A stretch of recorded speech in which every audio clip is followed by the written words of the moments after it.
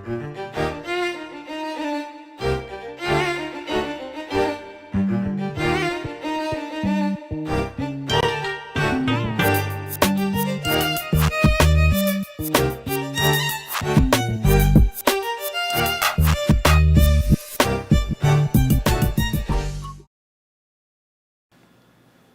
what's up, y'all? Welcome to Solo Game Day here at Heavy Cardboard. Teach, play, and discuss medium and heavy strategy board games, war games 18XX. I'm your host, Edward Euler. Happy to be joined by y'all. It's just us today again. It's a crappy Sunday and a Memorial Day weekend. Well, it's crappy, one, because, well, COVID. This is normally HeavyCon weekend. So there's that. It's pouring down rain. I'm looking outside. It's a good day to be a duck and try and learn to let things just roll off. So there's that. All right. Anyway, today we are playing Genotype, designed by John Coveyou. Let's see who. Paul Salomon and Ian Zang, and published by Genius Games. Genius Games, kind enough to send us the review copy of the game. So looking forward to digging into it. I've yet to play this. We haven't played it multiplayer or solo, but I've gone through the rules a couple times.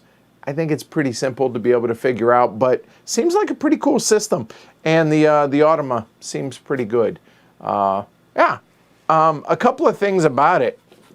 So the science behind Genotype.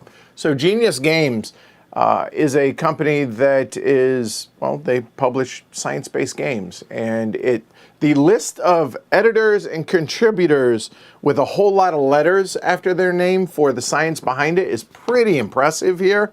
Definitely recommend, if you dig science-based games, definitely check them out. I mean, obviously there's Ion Game Design, but also Genius Games, so check that out. It's not sponsored. I'm just saying that I thought this was pretty good.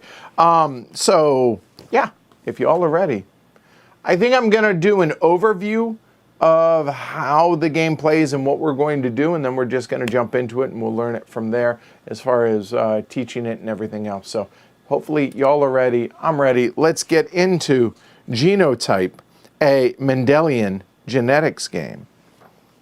All right, so Gregor, I believe it's Johann Gregor Mendel. I believe Johann was his first name, was a 19th century Augustinian friar credited with the discovery of modern genetics through his work with pea plants. In Genotype, a Mendelian genetics game, players take on the role of research scientists on the grounds of the monastery where Mendel conducted his experiments. Players have a garden of pea plants with different genetic traits. And, for instance, the actual pea plants there. The traits are each shown as a pair of letters called a genotype, either dominant or recessive. The goal of the game is to validate the traits on your plants by taking dice that match the traits. So these dice will end up out here and we'll be validating the traits of our various pea plants. Validated traits are covered with trait markers to track your progress. When all the traits on a plant are covered, it's been completely researched and will earn victory points shown in the upper left-hand corner. It's played over 5 rounds, 3 phases: working phase, plant breeding phase, and research upgrade phase. All right, so there you go. That's the premise of the game that we're going to be playing today. And I do mean we, because, well, y'all are going to have to chime in, or else we're going to just sit here in silence while I drink my tea. So it's going to be an interactive stream today, which solo streams tend to be. So what is it y'all are looking at? Well, over on the left-hand side is going to be our dice placement area for the most part, all right? And we have I apologize because I'm not up on the science of everything, and the pronunciations may be a little skewed, but we have punnet, I think, squares up here, which are going to determine when we roll our dice, where the dice, how the dice will represent the various dominant or recessive genes for the 4 different types of the 4 aspects of the genetics for the pea plants: the seed shape, the flower color, the pod color, and the plant height. All right. Ultimately, it's a dice placement, but also worker placement game where the goal of the game is to score victory points. All of these spaces with the little trowels next to them are going to be worker placement spots available for us during one of the phases of the game. So that's that half of the board. This half of the board is where we're going, well, as you can see, it has a treasury, research upgrades, which will come in later, and more worker placement areas out here for the tool shed, for the nursery, etc., as well as the round track over there. Off the board, we have extra plots, because we start with 2 plots over on our player board, extra offspring research, i.e. places for our dice to go, along with the ones that we have on our player board. And then we have our player area. These are going to be represented, this is going to be my hand up there. We have the first player marker there. Then on our player board, we have various worker placement spots that we can place, but also where we're going to place our pea pods, or our pea plants, I should say, over here, and possibly extra plots to be able to plant more and places for our dice to go. We have then Johann, who is the Automa. This is going to be his area, so we've chosen him for aqua. Orange is closest to yellow, so all right. So starts with 2 plants here. We both start with 3 workers, or action markers, but the trowels are our action markers. We each start with 1 coin, and then we start with research markers for bonus points at the end of the game. We have the Automa deck right here, and then we have the trait markers, validated trait markers down below. So that's pretty much everything that there is for the game. Now, how is it you play the game? Well, as mentioned earlier, game takes place over 5 rounds, and the first 4 rounds consist of 3 phases. There's a working phase where it's going to be the worker placement aspect. We're going to alternate turns, placing our trials out here on the board to take various actions. We place 1, carry out that action immediately. He'll place 1, following the Automa, rinse and repeat until we're done with all of our workers. You'll notice that there are 2 workers, or 2 trowels available for us to acquire throughout the game. So we're each going to take between 3 and 5 actions during the work phase. Then after that is the plant breeding phase, in which then we're going to be rolling the dice and then selecting dice to validate the plants that we have planted. The Automa will be doing similar with their plants that are planted over here as well. All right. Then finally, in the third phase is going to be our research upgrade phase, where we are going to be purchasing upgrades, either new plots, dice slots, action markers, or the available assistance up there at the top of the board.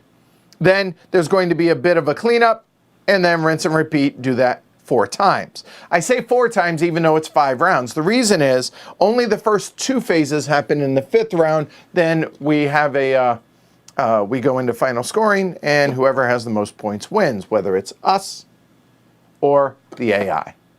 So there we go. All right. So, all right. That is the gist of what it is we're going to be doing. Now, I can do this one of 2 ways. So for those of y'all watching, do you want me to go over what the various worker placement spots are before we get started? I think that's probably, you know what, I'm not even going to ask. We're just going to do that for the first phase. And then when we get into the second phase, we'll go over what is available there, or what happens then. Then the third phase, we'll go over that in detail then. All right. So in the first phase, we start here with the first player marker. We keep the first player marker regardless of anything throughout the entire game. So let's go over what the various worker placement spots are, since we're going to have to make decisions on where we're going to go. We'll start with our player area over here.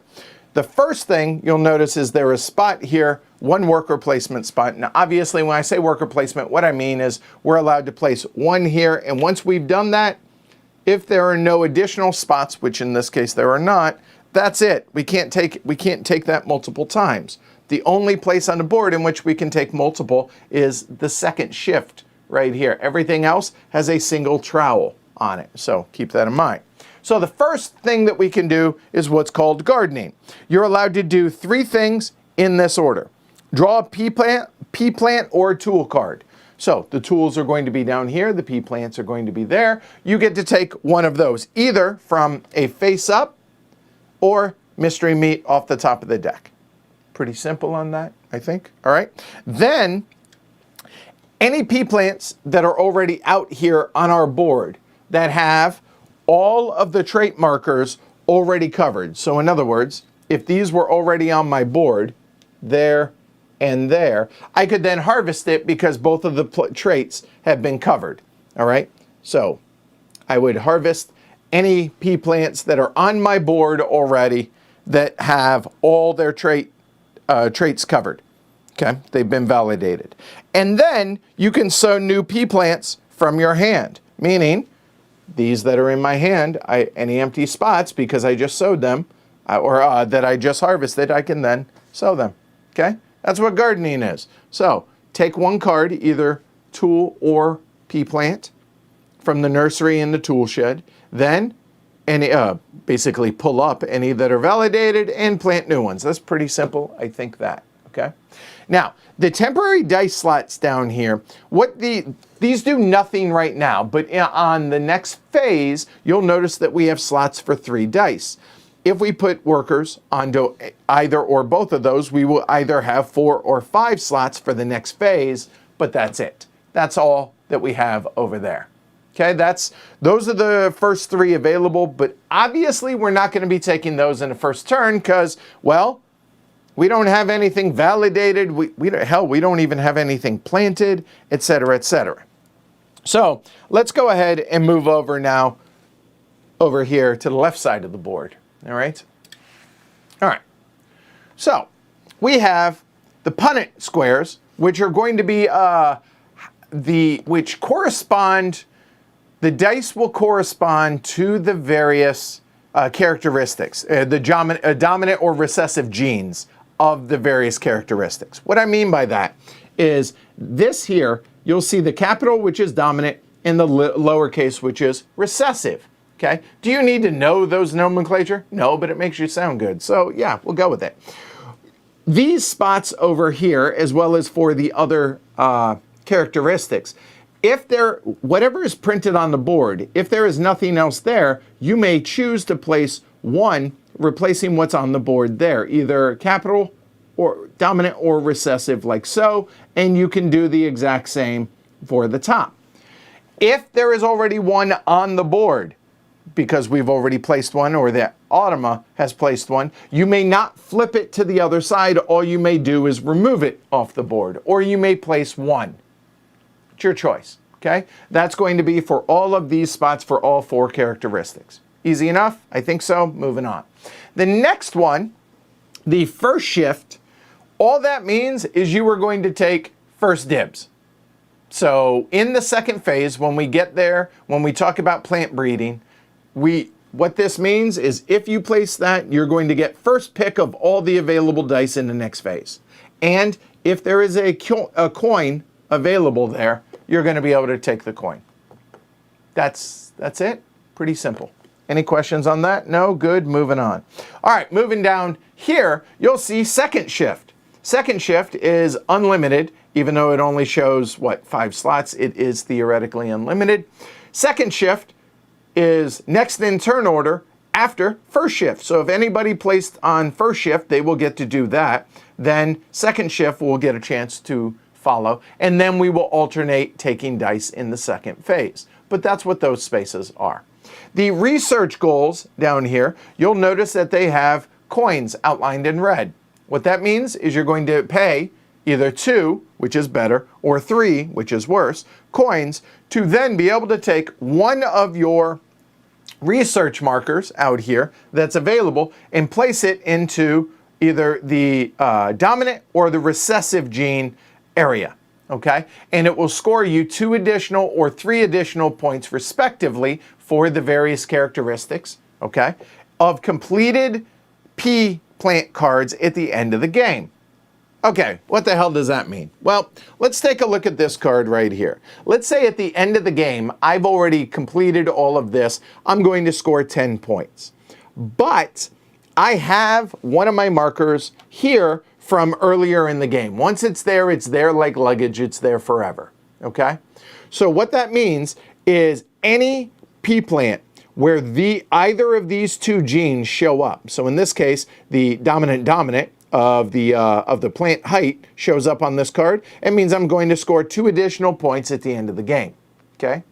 If, whereas I had placed this there, you'll notice that it's GG lowercase. Well, this one happens to be there. I would score an additional 3 points.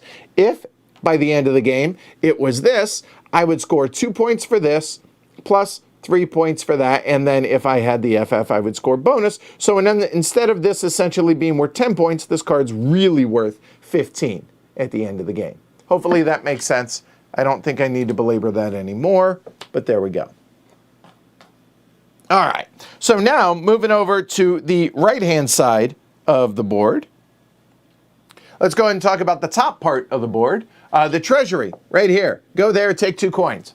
Pretty simple. Also, I should point out, the blue markers here are for 4 or higher, and this is set up for a 2-player game, aka the solo with a bot. So I went ahead and used the color that's not in play. That's why those spots are unavailable. So they're already used. So take 2 coins, really, really simple.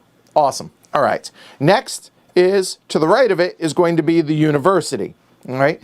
The university, you'll notice you're going to pay 1 coin, better. 2 coins, worse. So you want to go the top one first, if possible. The university allows you to immediately validate any one trait on any one of your pea plant cards. So if I had cards over here on my plots, I would immediately just take one of the markers and cover up one of those, like so. Not multiple. So if I have both of these planted, I do not get to cover the capital T, meaning that and that one, I get to choose one of these 5, for instance, okay? All right, so that's what we have there at the university, and you'll notice that there are 2 spots available for that. All right, the research upgrades we're not going to talk about right now because that's going to be in the 3rd phase. Just know that this is going to cost us $2 or $3 to be able to purchase these in the 3rd phase. Okay, cool. Moving on. The last thing that we can use our workers on are the nursery or the tool shed. There is no hand limit on how many cards you can have in your hand. You do have a limit on how many can be planted. We start with 2, but again, plots we can acquire so we can actually be able to plant more, so that 2 will go away, obviously, right? This allows you to draw 2 cards from the face up or mystery meat, any mix and match. These will not refill until the end of the round. So if we take them or the Automa takes them, then there's going to be less available, which means you're going to end up getting stuck if it's later on taking mystery meat. Pretty simple. Take 2, okay? So that is the nursery. And finally, the tool shed, take one of these. The one tool specific I will mention right now is, you see the exclamation point? Normally, you can do it either when it's appropriate or when you choose during the worker phase. There may be certain instances where you're going to say this is in the plant breeding phase because of what the graph knife does. The dissertation is going to allow you to have a 1 card discount for the research goal, so that's obviously going to take place during the worker phase. However, the watering funnel has an exclamation point, and we all know exclamation point / lightning bolt means immediate, and these are all one-time use. So you use it, you discard it. This, you take it, and as soon as you take it, you get rid of it. You use it and to get rid of it, okay? All right, easy enough there? Cool. So those are all the available actions that we can take on the first phase. Now, I did shuffle up the deck. I did randomly deal us out a hand of 3 and our tool shed card in our hand. We randomly drew out 2 for Johan. Let me make sure there's nothing else that I need to do for setup. A moment. Oh, by the way, the number of cards that are available is based on player count. So the solo/2-player game has 3, then more is 4, more is 5. So these might be off board in a 4 or 5-player game, but as it is, they make really good holding spots for the decks since there's only 3 available for us. All right, so the last thing that we need to do before we get started is now that we've drawn our 3 pea plant cards, we are going to sow one of these. So we're going to put it onto our player board immediately. We're going to keep one of these in our hand, and we're going to discard one of them out of play. So there we go. So Peanut Gallery, now that you understand the gist of what it is we're doing, pick one to sow, so 7 to sow, 10 to sow, or 12 to sow. So the first thing you say is sowing. Second thing is keeping in our hand. Third one is going to be discard. So put them in that order and let me know, okay? And while I do that, I'm going to have a sip. While y'all do that, have a sip of my oolong. Here we go, all right.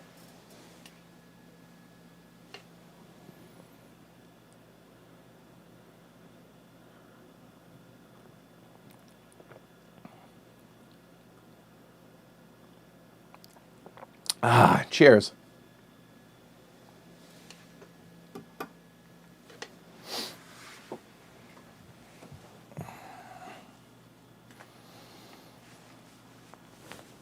All right. And while I'm waiting on that here, I'll show y'all. Shuffle up the Automa cards as well. So we take one turn, Automa takes a turn, rinse and repeat. During the first phase, so during the working phase, we will take one action. The Automa will draw 2 cards. The first card is going to be the action, so what it is, and the second one is going to be a supplemental card that will then tell us specifics about what that action, right? If we have to take certain cards or anything like that, all right?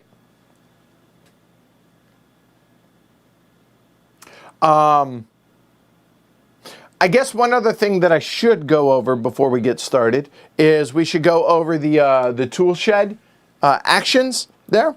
All right, so let's mention those. So the first, actually, we'll go with the watering funnel. The watering funnel allows you to validate any one trait immediately, and you must do it when you take the card immediate. Pretty simple on that.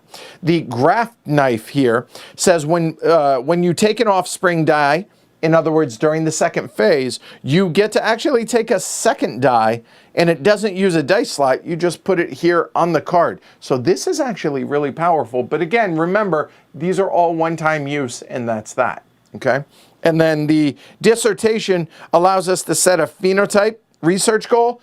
In other words, remember that bonus scoring for any of the traits at a 1 coin discount. You start with 1 coin, as you can see. So if we were to go there, to take that card, we could afford to put down a research goal because it would only cost us 1 coin. The downside is we really don't know what it is, which of the genes we're really going to focus on. So, all right. And also, while we're talking about it, you'll also notice that I have a pollen brush. That's the one we drew. And the pollen brush says, when validating a trait, it allows you to validate every copy of the same type. So remember, this action here allows you to validate. If we were to play a pollen brush with it, then we could validate the capital TT and a capital TT in a single action because of the pollen brush. So for both of your planted plants. Okay? All right. Well, y'all are not terribly talkative today. And y'all have chosen all of them. So, all right, you know what? We're going to plant the 10. So we will split the difference between y'all. And because we have multiples on that, I think we'll go ahead and keep the 7 and we'll discard the 12 out for right now. All right? So there we go. Now we are ready to rock and roll. So what do we want to do? So we know that we have little f doubled, little g, and capital T's. So you'll notice that here we will want to roll 1s here. We will want to roll 2s or 3s here. Excuse me. And little f's, we want 2s and 3s there. So we're actually pretty good. I don't know that we need to manipulate the parent genes a whole lot. So I'm okay with that.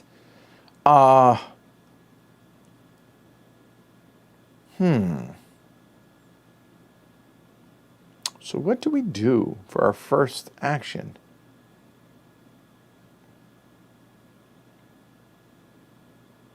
And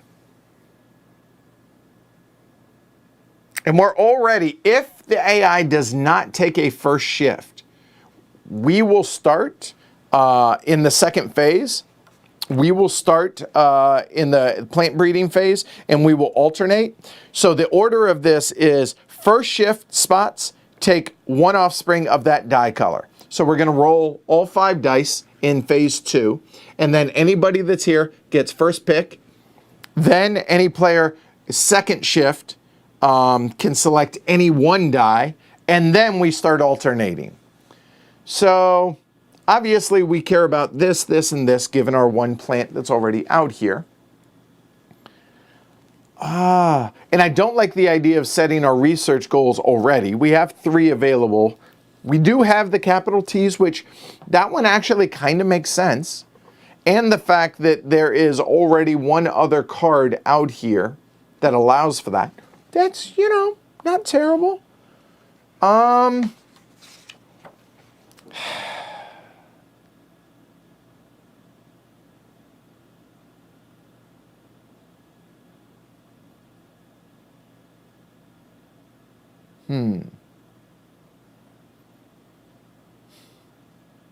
I really want to be able to plant a second. Well,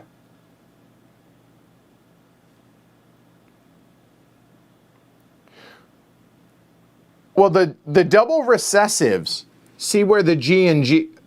Oh, wait a minute. I misspoke. It's not 2 and 3. That would be 4 specific. You are totally correct, Alyssa. So maybe we do want to manipulate those. But the problem is it's only. You are totally right. I misspoke. So you know what? That actually makes a really good point. You know what? Because I'm looking at the other card that we have in our hand and potentially that card. So I know I'm going to want to manipulate this one. You're right. But I also kind of want that card.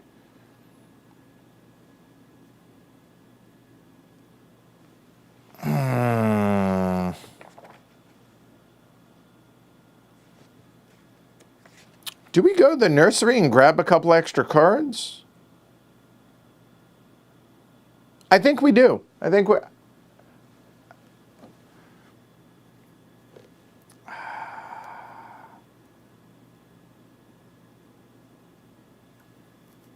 The fact that we only have 3 workers is frustrating. But if we were to take the treasury, that would give us 3 coins, which would allow us to take a action marker for next turn too, potentially. But the AI will always go first in the research upgrades. So you know what? Yeah, I'm good with that. Let's go ahead and take the 2 cash. So we'll take 2 extra bucks. Boom, done. That's us. I like that idea. I like that idea. All right. So now the Automa is going to take their first turn. Okay, so Johann's going to take their turn. All right, so we have Johann's deck, which we have shuffled, but you know what? Good enough there. Okay. All right, so we are going to draw 2. Well, hold on. Before we do that, now we'll draw them, actually. All right. So that's going to be setting a research goal. That's going to be the first thing for, that's going to be the action card. Then the support card is going to be this one. But before we get into that, let's go over the anatomy of these a little bit, as well as Johann's rules here. There are 4 cardinal rules where cards trump everything. So rules in the rule book, and then if there's something that the card would break, then follow the card, right? So the 4 cardinal rules are his pea plant cards are kept in his garden, and they're always in a vertical, all right? Whenever we take new ones, it's always added to the top of Johan's garden, so he can have a maximum of 4 plants, or 4 pea plants. Anything that is completely validated is immediately harvested and set aside for endgame scoring, and then we will slide all of them down. The 3rd cardinal rule is he's allowed to have 4 pea plants. If he would gain another, and help me remember this, he validates a trait instead. So he would put a marker on one of those. Then, when Johan would validate a trait for any game effect, or if he had 4 pea plants and would gain a 5th, then instead he would validate the bottom most uncovered trait in the garden, which in this case would be FF, RR, etc., and work our way up. Okay? So that's his cardinal rules. But in this phase, all we care about in this phase is this symbol here, the working phase, so it's going to have to do with that one. This has to do with the second phase, which we're going to shuffle up, and we don't need to worry about that right there, nor do we need to worry about the arrows, which also tie into the second phase. So the only thing on the given cards that we care about are the very top and the bottom right-hand corner. But for the first card, for the action card, the only thing we care about is this for the first card, action card, and this for the support card. All right, so this says, sorry, brain cramp. That's going to be the research goal. So Johan takes the cheapest available space and pays the indicated coins if he can. Okay, now, so in other words, would place this right there, but Johan only has 1 coin, so he's not going to be able to do that. But let me still walk through what the steps would be, okay? He would place his goal, so in other words, would place one of those markers, as shown there, so he would actually place his worker there, pay the 2 coins, if he could, okay? Then, based on what this card says, is going to place it. The dominant, because it's capital, or the recessive if it were lowercase. So in this case, it's a dominant, so he would pay his 2 coins and place this right there because dominant FF. Makes sense? Pretty simple, right? However, if he cannot do so, if there's an invalid action or an invalid support, so in this case, the action is invalid. Why? Because he can't afford to pay the 2 coins. So therefore, we're going to replace that card, okay? This one will not get replaced because this is not the invalid part. This is the invalid part. I think that makes sense, right? So instead, we're going to go like so, but we're going to keep the support card like that, okay? All right, so in this case, this is the nursery. So Johan's going to add a pea plant card to his garden and discard a second one. So you see that this part right here shows that this is what he's going to do. He's going to draw one, and keep one, and then he's going to discard one. Now we look at the support card. So the support card, you'll notice, because it's a solo game / 2-player, there are going to be 3 cards in the nursery and in the tool shed. The colored one says that's the one that he is going to plant. And then whatever is to the right of that, he is going to discard. So as it is, he's going to plant the far right one, and then imagine these loop around, he's going to discard the far left one.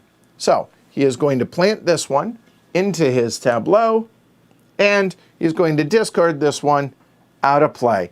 And again, these will not refresh. Okay? So that is his action and done. So those 3 cards that he used will go into, and we'll put his discards there. By the way, I forgot to do this. He puts his workers out there as well. Boom, done. That makes sense? All right. What's up, Lars, Mark? Those are 2 different people. All right, cool. I think there are 9 Automa cards. 3, 4, 5, 6, 7, 8, 9, yeah. All right. So for our second action, now I do think that we will come over here and we will set the parent. Let me get the terminology right. Set the parent genes. Okay. So looking over at this, we know that we have the capital T, and we want to be able to do that, right? Plus the card that's in our hand. But the only way we will get a capital T is if we roll a single 1 as opposed to 2, 3, or 4. Because a 2 would be dominant recessive, 3 would be a dominant recessive, and then 4 would be recessive recessive. So we want both. So we can place either one, and we will place it there. So now we just doubled our odds of getting dominant dominant, like so. Okay? That's our action. I think that works out. Okay? All right. So now Automa takes his second turn. All right. He's going to go to first shift. He's going to place a worker. Now where is he going to place on first shift? He's going to place it on the R, which is the seed shape. Okay? So we're going to take one of his workers, go there, and now, because he took that, he's going to take the coin as well. And the coins will refill at the end of the round, but there will never be multiple coins in a given area. It will only replace if there's one taken. Okay? All right. So our turn.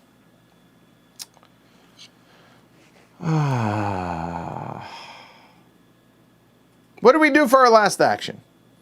Now, I could make a case that we could garden. I said we weren't going to do that in our first turn, but in hindsight, because we have the pollen brush, it might make sense. So what that means is we would either draw, I don't like that one, we would draw mystery meat here. Let me make sure I get it right. Yeah, we would draw either that or one of the tool shed, but probably that. Obviously, we're not going to root up anything because nothing's validated yet. And then we could plant our second card, which then, provided we did this, we would then be able to mark both of those with the pollen brush. Okay? Oh, thanks. Yeah, they don't get to cheat. I think that's actually, I think that's a valid idea. Because if we draw something good here,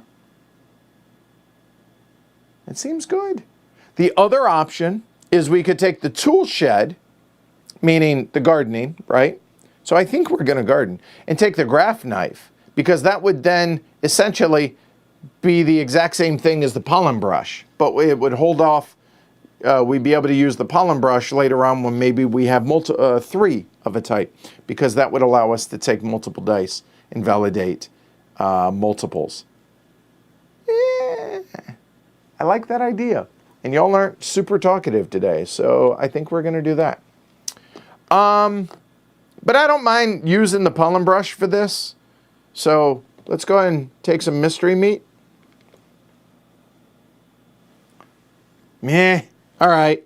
So we drew our one card, then harvest any. We can't, and then we get to plant one. So we will plant that and plant 2. And that is our third action. We're done. So now, Automa will take their final turn. And what do we got here? They are going to garden as well, and by they I mean Johann, okay?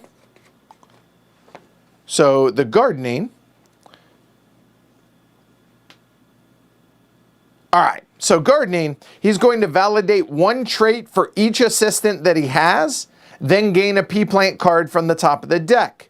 So his marker, notice there is a marker on that. Johann has exactly 0 assistants, because we haven't gotten to that yet. So he's not gonna validate anything. That's okay. It's still a valid action. He just, you know what? Validate one trait for each assistant that he has. He has 0, so he validates 0. I would argue that's a legit action.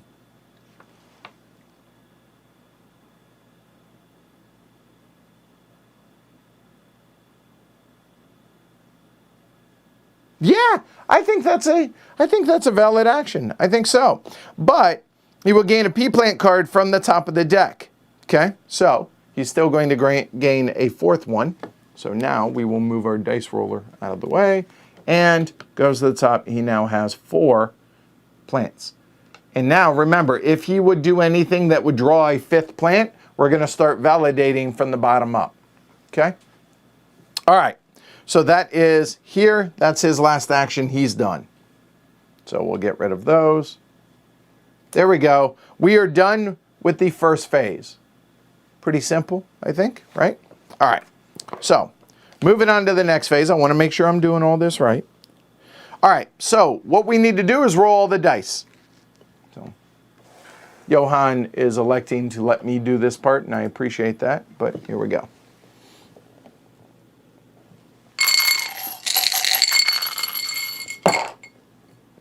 All right, so, you know what, for the very first, I think y'all can see that pretty clearly, but you know what, that's fine. So you'll notice, RR, dominant, dominant. Then, oh wow. Okay, we have not talked about these, we will in a minute. And 4 is going to be recessive, recessive. So that's going to be a wrinkled seed shape. And then we have not talked about de novo mutations. But whenever you roll de novo mutations, which are those X's right there, the mutation symbol, we're going to re-roll those exactly once. If we roll a de novo mutation again, then it will go into that area. Okay, but as it is, we re-roll them. All right, so this one we re-rolled and it ends up there, so that will go there. The 1 will go there, and the 3 will go dominant, recessive. And it does not matter recessive, dominant, dominant, recessive. It's still going to be represented by that. That makes sense? Okay? All right. But that, you get the idea. Okay? Oh my. Okay, so 2s and 3s. So 2s and 3s, they're all recessive. That's unlikely. No, I lied. 2s are, you would think I would know how to read a table. Scientist, I am not. And then 3s, yeah, I got it wrong. They're all right there. They're all one of each. Because a 2, dominant, recessive. A 3, dominant, recessive. It's not that hard. Really isn't that hard. Okay, moving on to the bottom.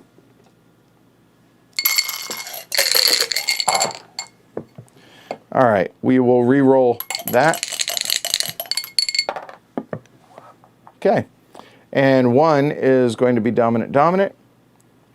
2s, no, 3s are one of each, and 4s are recessive, recessive. Make sure I did all of that right, and then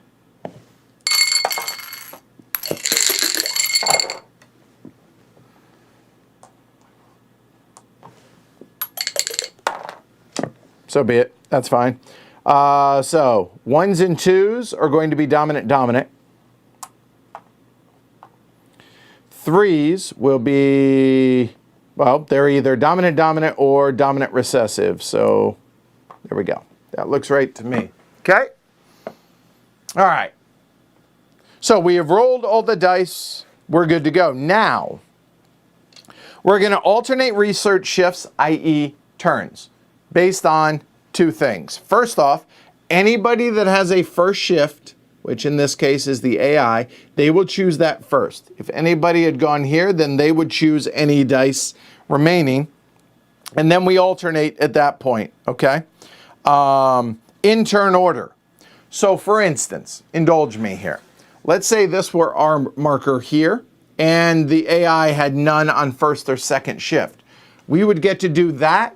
And then, in turn order, I would get to go because we're first. But as it is, the AI will take 1 from there. Then we can take 1, they'll take 1, we'll take 1, they'll take 1, and keep going until we can no longer take them. So let's go ahead and talk about this a little bit more in depth now, okay? So during this shift, during each player's shift, during the plant breeding phase, I should say, we're going to take one die to validate one matching trait on one of our pea plants. I think that's pretty self-explanatory. I think that's pretty obvious. So one die, we put it down here into one of those spots, and we get to validate one copy of a gene on one pea plant, unless we were to use a tool that allows us to break that rule. Okay? I don't need to belabor that. I think that's okay. You have to use it, and you have to have a slot available. If you do not have a slot available, or you cannot use the die, any of the dice that are left, then you pass and you're done for the phase. I think that makes sense, right? However, there are de novo mutations, okay? So the de novo mutations are going to do a couple of things. Either take that and take a coin, okay, and it will take a slot. So in other words, don't use it as a trait. Instead, you just take that die to gain a coin.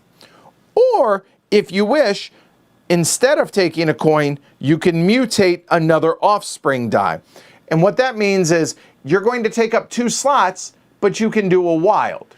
So indulge me here for a minute and suspend reality a little. Let's say this were a red die here.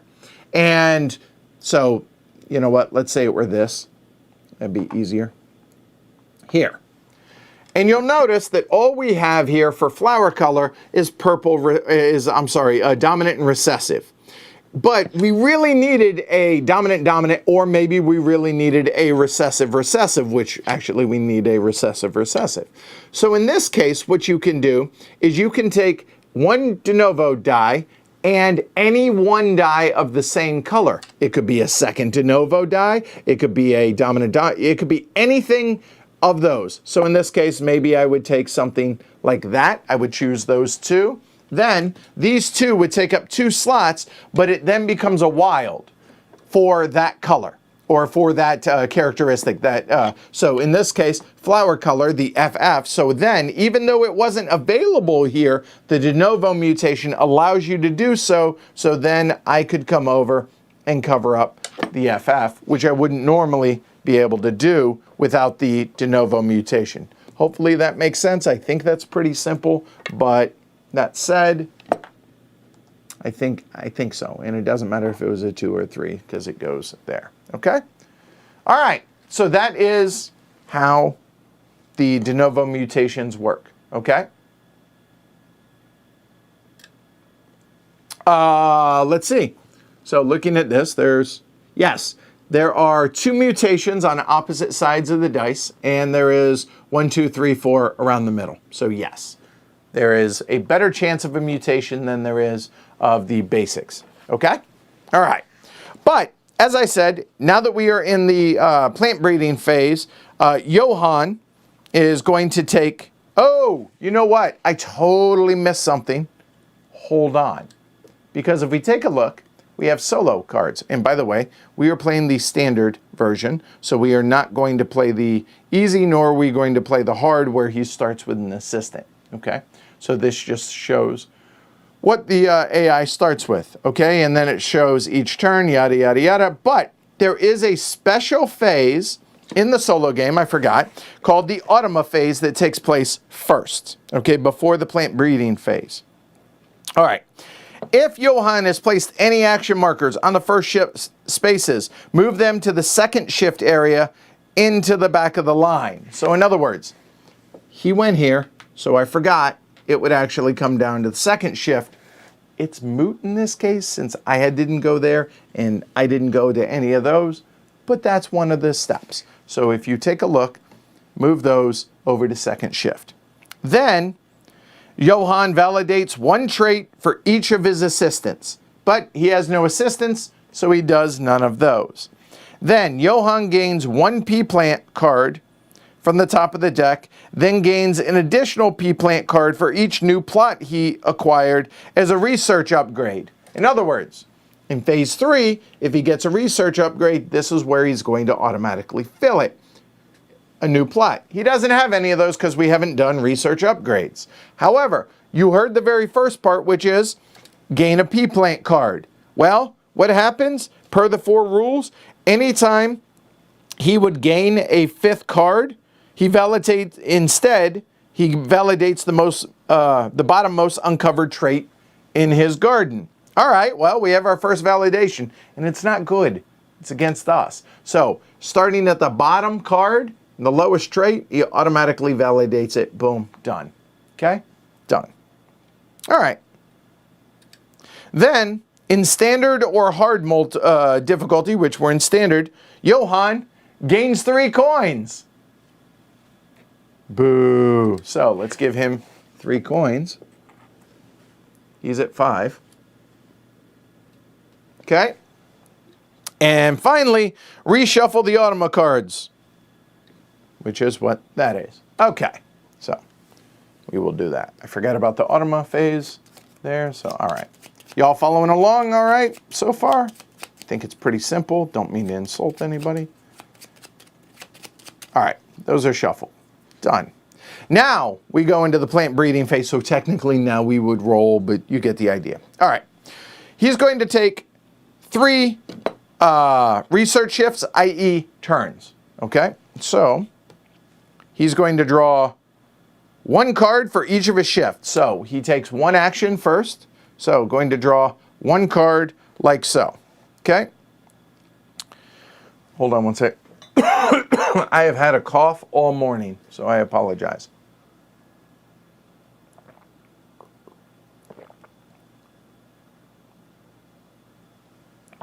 All right, so now is where we point out, you see that there are arrows, double arrows and single arrows.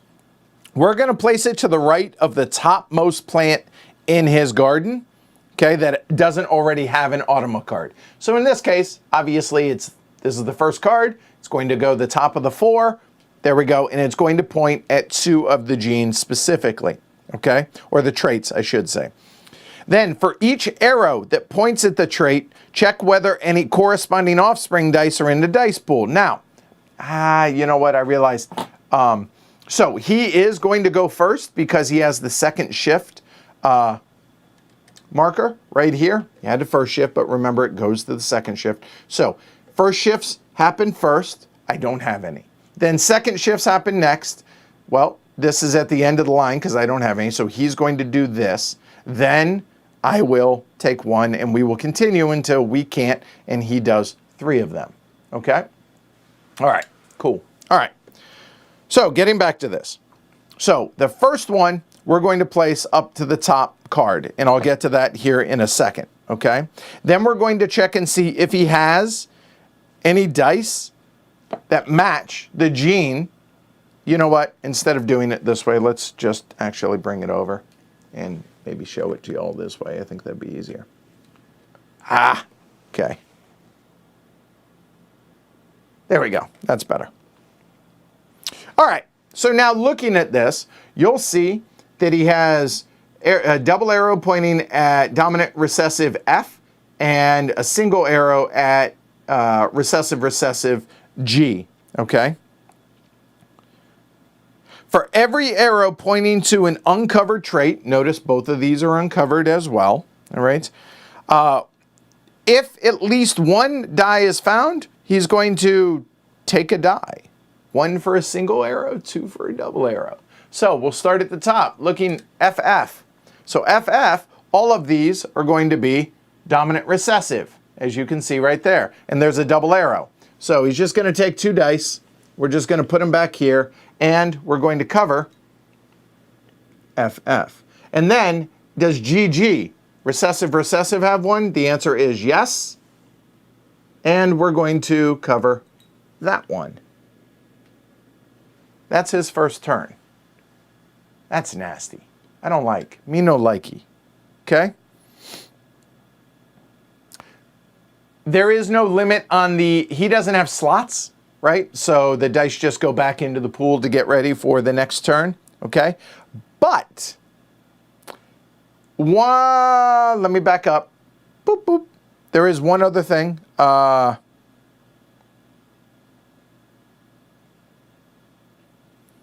Okay, and you'll notice that this card also shows the de novo mutation. Okay? Right there. For that specific dye of the matching color.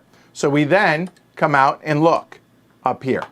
Is there in the blue a de novo mutation? The answer is yes, there is one. So what's going to happen? If at least one dye is available, he's going to take that to validate the bottommost trait for that characteristic in his garden.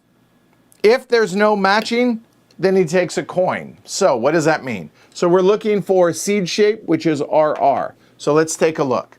Does he have, starting at the bottom, in R? Oh yeah, he does. Oh, that's now done. That'll score for him at the end of the game. And then all of these will slide down, but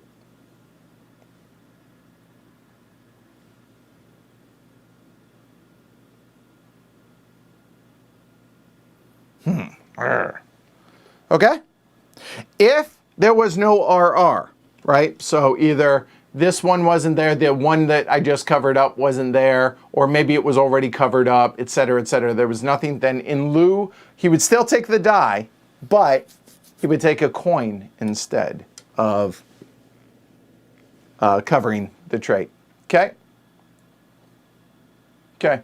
Yes, seriously, Johann has a lot of green fingers in that case. Okay, so it's our turn now. Okay. Well, we can continue taking, provided we have room. We have 3 slots available to us. These are not available because we didn't place any dice on there or any workers on there. So, FF, GG, or dominant T's. So let's take a look. So lowercase. So there's only one of these. There are none of those, and we have double T's. So you know what? I think we'll go ahead and pick this one. So there, and that's going to be double recessive pod color. Boom, done. That's our turn. Okay. Whee.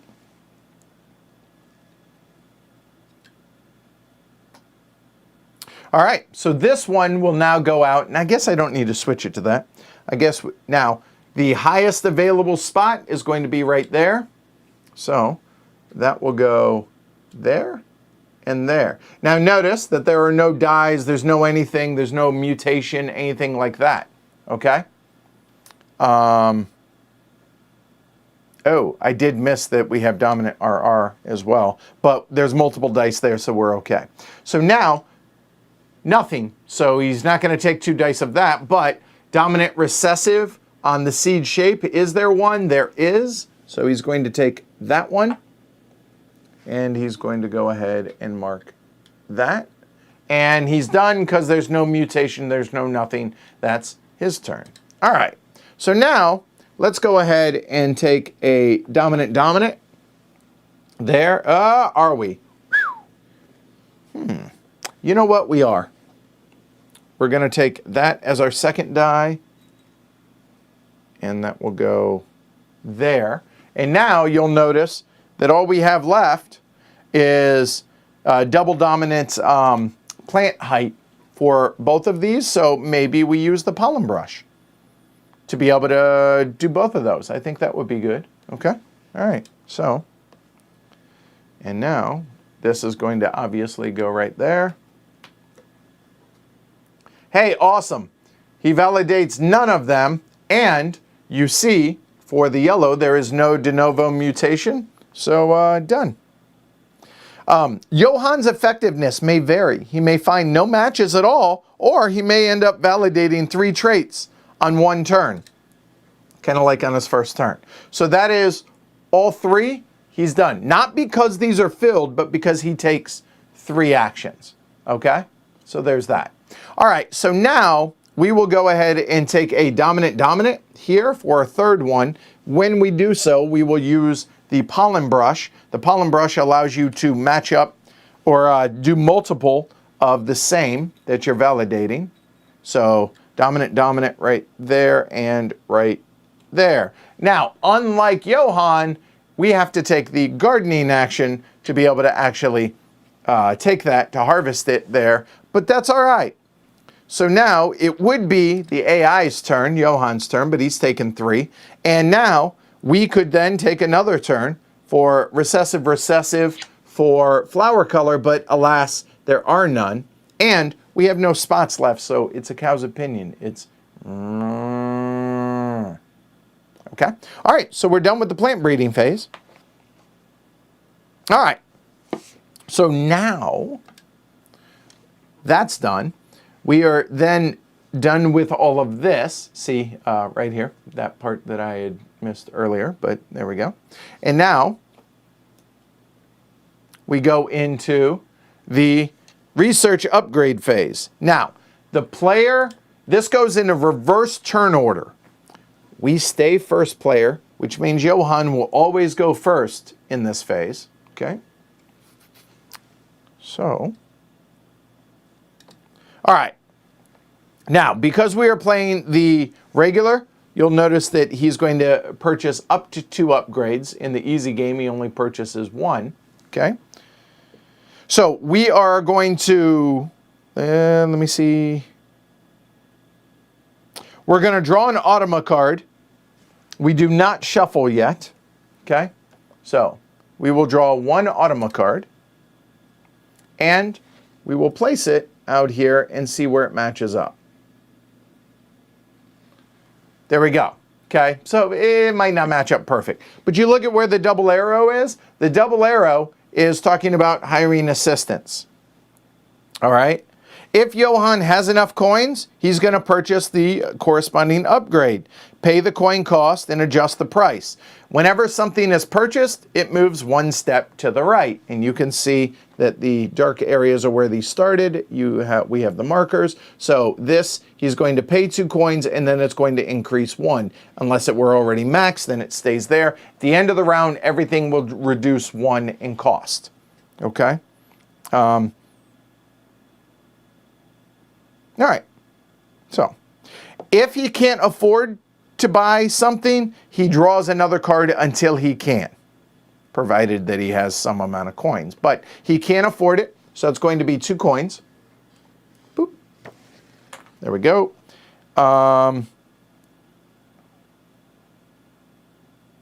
When hiring the assistant, draw a support card to decide which assistant, because again, left, center, right up there. So this one says it's going to be the far right one.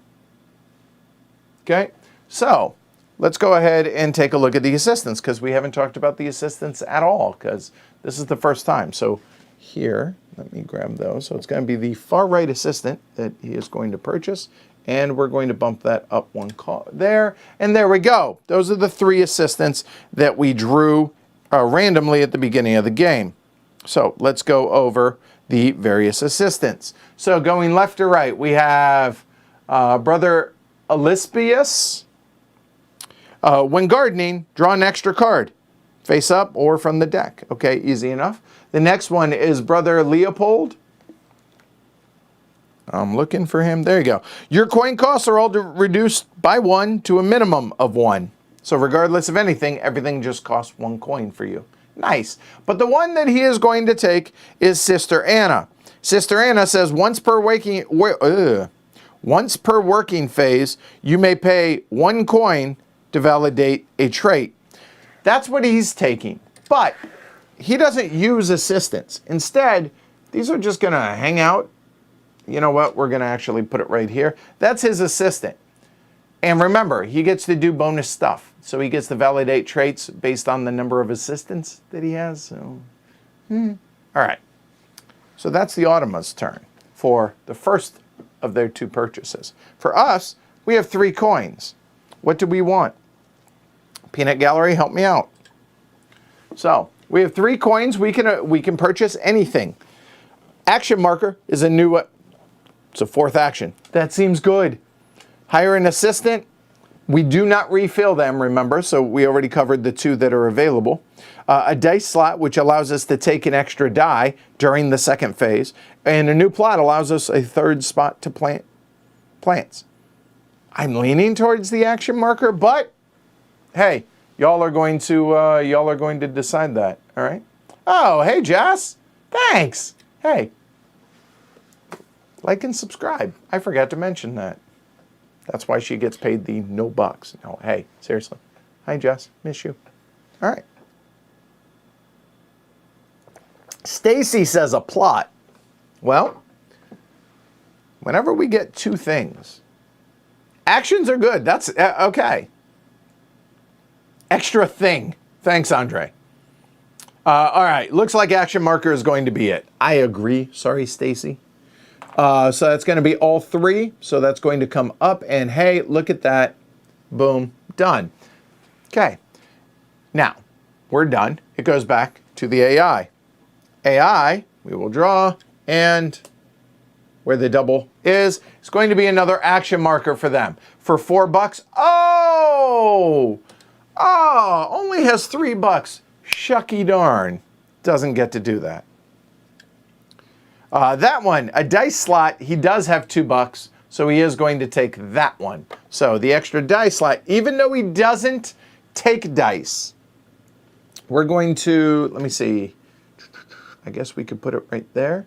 That will come into play because for the AI, let me get this, the extra dice slot, he takes an extra research shift to draw another automa card during the plant breeding phase. So remember, he did 3, he now gets to do 4, 1 for each of these that he has an extra. And he will replace a card that's already out there based on that, but we'll get there here in a little bit, okay?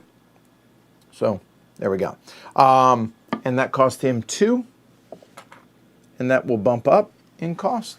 There we go. And we have no money.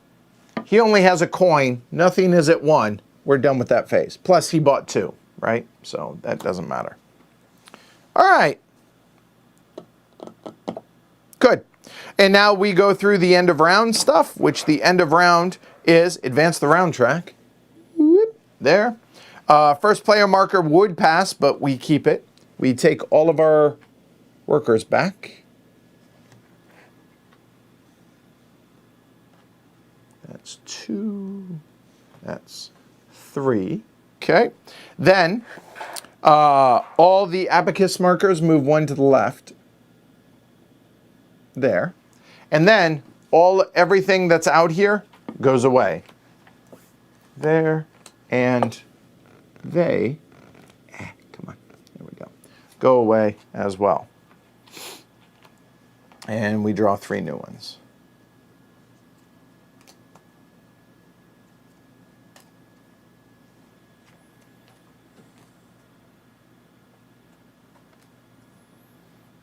And yes, these were shuffled really, really well.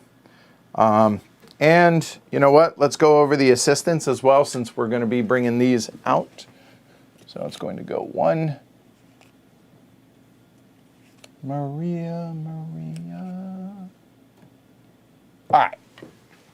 So we have Sister Maria first off.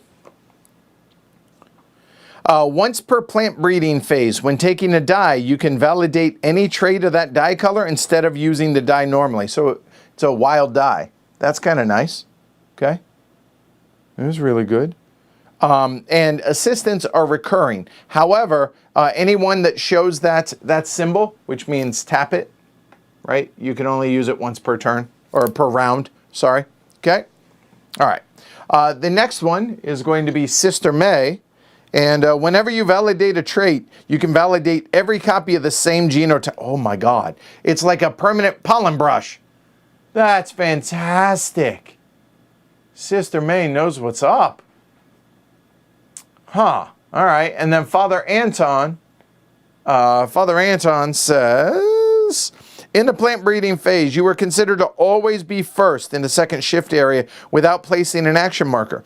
After the first shifts, you can select one of the offspring die, then proceed normal through the action markers in the second shift area as normal. That's probably better in a multiplayer game than it would be for this, I would think, but I digress. All right. So those are the new assistants. The nursery and the tool shed. Well, the tool shed, we have already covered the watering funnels, but the rake there, play when taking an offspring die to validate any one trait of that die color instead of using the die normally. So basically it's like Sister Maria, but it's a one-time use, obviously. And then the nursery is, as you see it, right there for the 3 cards. Okay? So, yeah. You notice the, there, yeah, we definitely want Sister May if we can help it. Okay? I appreciate the joke, Stacy. Thank you for that. Let's see, what else? Get our action markers and return the offspring dice. All right, so all of these reset. And we are just over 1/5 of the way through the game. But now that we have gone through all of this, and we reshuffled the Automa deck as well. Now that we've gone through all this, y'all, we're going to pick up the pace. Sister Christian, all the time is gone. Oops. 2, 3, 4, 5, 6. Oh. There we go. Probably ought to grab those as well.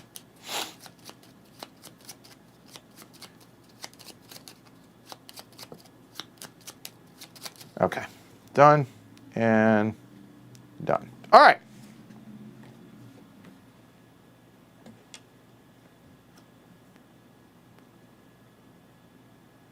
All right, so we are firsts. So what do we want to do? Well, we know that we want at least $2. One other thing I forgot, I apologize, is that coins. The coins get replenished if they were taken. All right. We definitely want Sister May, so we need to have $2. We have no money. Okay. I mean, the treasury makes sense to start off with since there's only one spot, and that guarantees us, because the only other way we're going to be able to get money, but I also want both of those cards.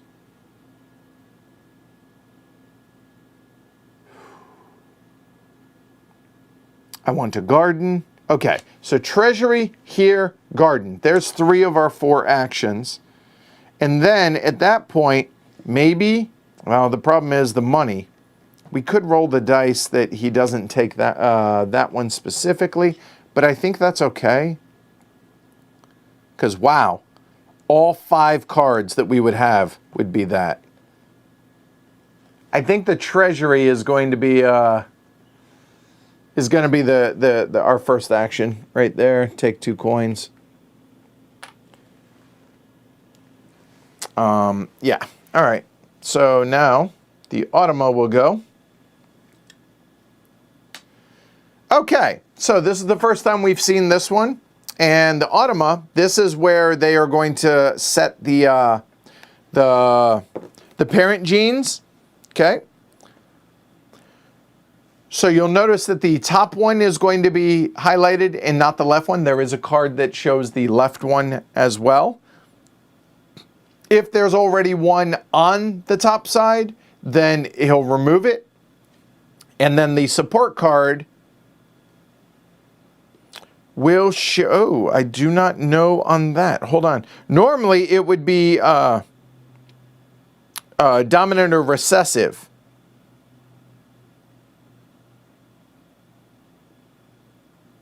But because that is the de novo, I believe, treat it as the same as the action card. So in other words, ignore this, and instead we're going to use that one. So we're going to put out here on that, and we're going to make it a dominant. So we're looking here, because dominant F, so therefore that's going to become dominant. And it is possible to make certain things impossible as things go, but that's where the de novo dice comes in. Okay, so I keep forgetting to put his marker out there, so that is going to go right there for Johan. Okay, all right. So those are done. So we wanted that first. I want both of those, so we're going to go there and we're going to take both of these into our hand. Done. And now the AI will go. And it's going to be a first shift, which gives them a coin. First shift down at the bottom. Woo! Done.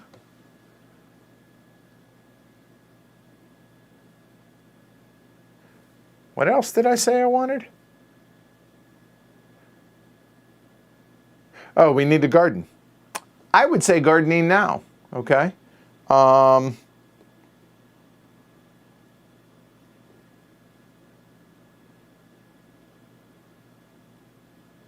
I think we garden now.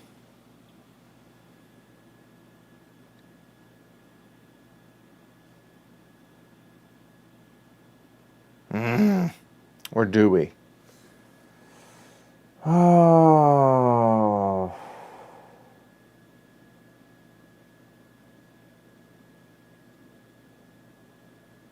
You know what? Hold on. If we garden, you get to pull up any and all, right? And not just one. Let me double check. Yeah. You know what? I didn't have anything good for our fourth action. I'm happy about this. So what we're going to do is we're going to take one of ours, come down here to the tool shed there, and we're going to take a watering funnel. And that says we get to validate any one thing immediately and discard it. So we'll discard it, and we will go ahead and validate the last one here. Done. So now when we garden, we're going to be able to pull both of those up.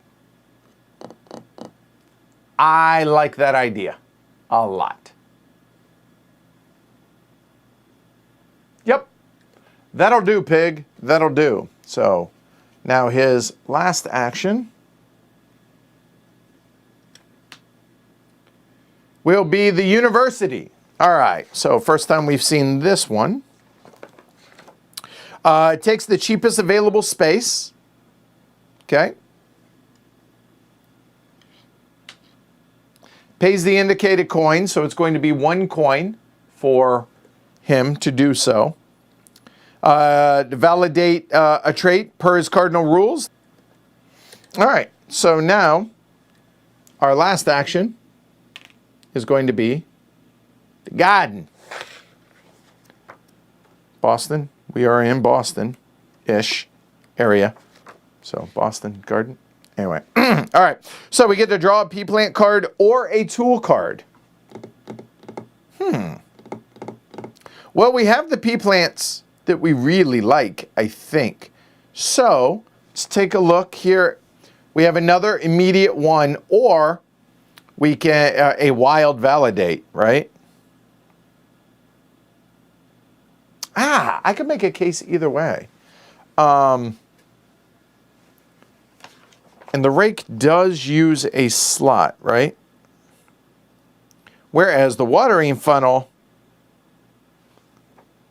yeah, the problem is we don't want to take the watering funnel because we can't use it because you have to use it immediately. So it would be the rake or another pea plant card. We'll take the rake. Yeah, that works. Now, harvest any pea plants that are complete. Well, both of those are, so don't mind if we do. Try not to make a mess of things. So these will, we'll go ahead and just, there, done. And then may sow new pea plant cards from your hand. So the fact that we have multiple spots, well, let's take a look. What ones? I mean, the 11 and the 9 have a whole lot in common, 3 of them, right? So, and then the 11 and the 7, once we do the bottom 3, then we can replace the 9 with the 7, because then the dominant recessive for the seed shape, the R's comes in. We could do that for the last one on the 11. I think so. So I think we do those two.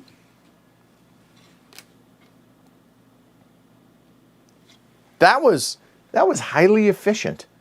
That was excellent. All right. So that's the end of the first phase. And now, again, we have to do that. So we have to move any from first shift to second shift. Okay, done. And I want to make sure the iconography, it is clear. I just can't remember it. So here we go.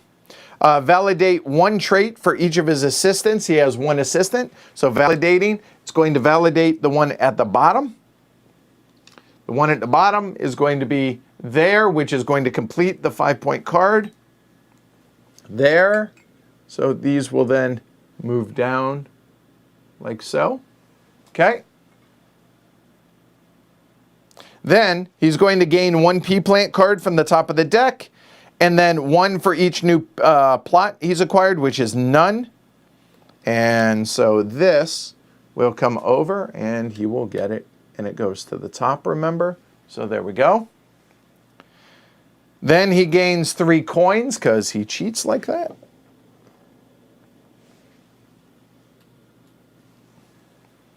And reshuffle the Automa deck.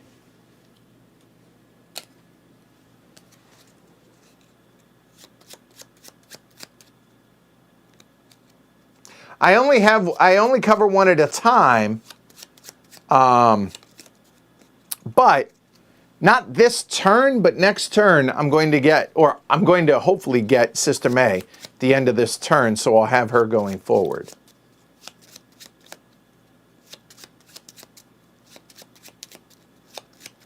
But I hear that FF is impossible. It's not, though. It's not if we get a de novo mutation.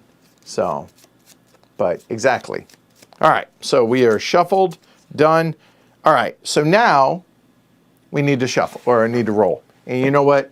I think the cup was good in theory, but I don't know that I need it. So there we go. So we have 2s, and 2s are there. 3s are also there. And 4s are there, okay?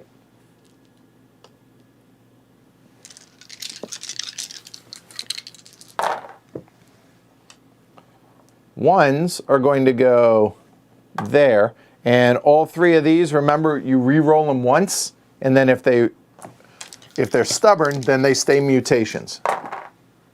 Like that one stays a stubborn mutation. And then a 1 will go there, and a 3 will go there. All right.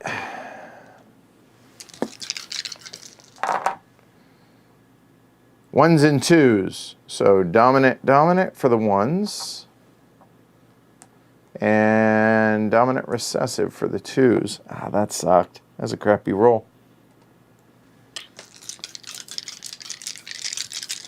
We want a lot of 3s and 4s here. 3, 4, 1 and 2.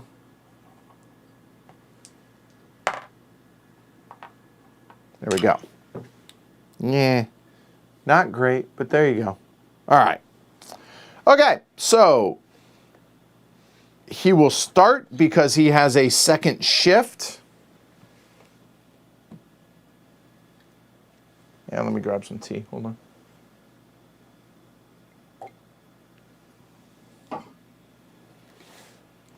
So remember, because he has this, he's getting 4 turns on this, okay? Here. And this goes to the top, I believe, right? Yep, topmost.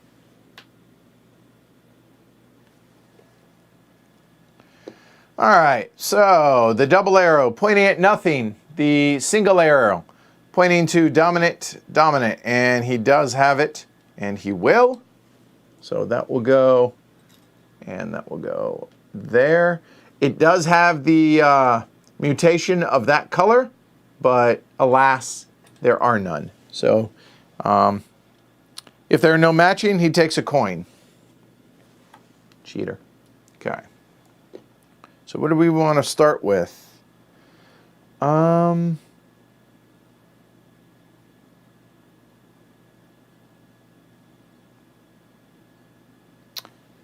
We have room for 3.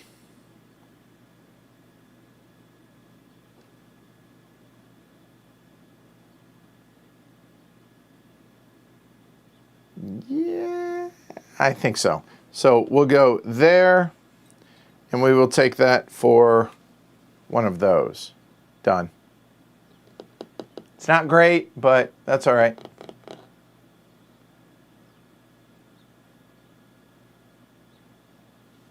All right, so now we will draw a second one. Double dominant. There's only one die. It's only one, so he will only take one because there's only one die available. But he will then complete this one, so that will go away and get scored.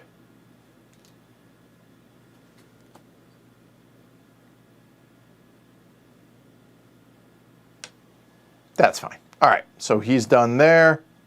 Okay. Well, we can't take that one anymore. So, if that's the case, then we might as well take the mutation. I guess we could take the mutation, so there's an interesting thing. So we have mutation and any one die to take the recessive on the flower color, or which would give us one of the FFs. Or what I think we ought to do, personally, is take the de novo mutation and dominant to go ahead and take the dominant recessive here, which would fill that, since that one's already partially covered. I think so. So take those two and cover that, and we're done because we have no more dice slots. But I hear you, Mark, sorry. All right, so that was 2. It is 3 now for Johan.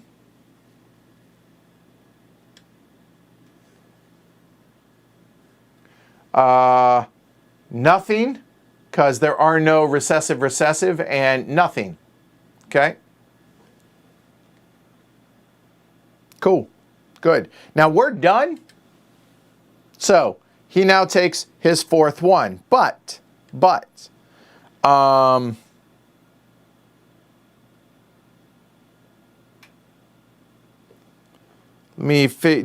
believe we replaced the top one. Give me a second.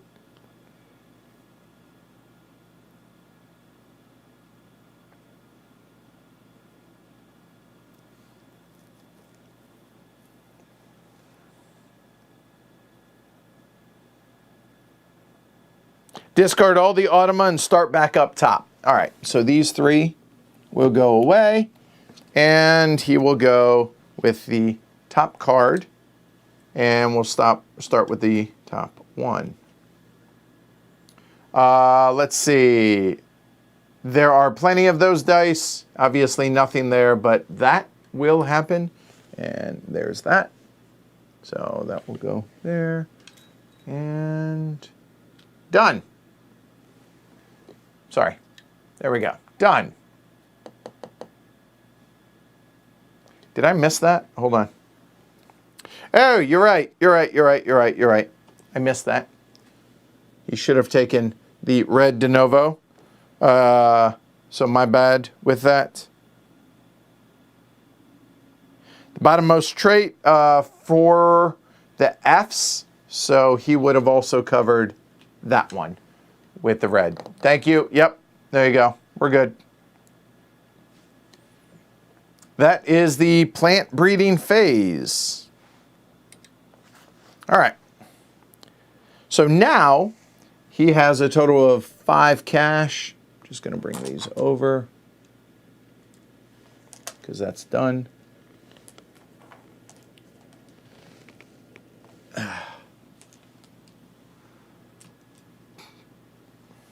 feel like we're getting smoked right now, but that's all right. Okay, so he has a total of $5. Remember, he's going to purchase a maximum of 2 of them. So,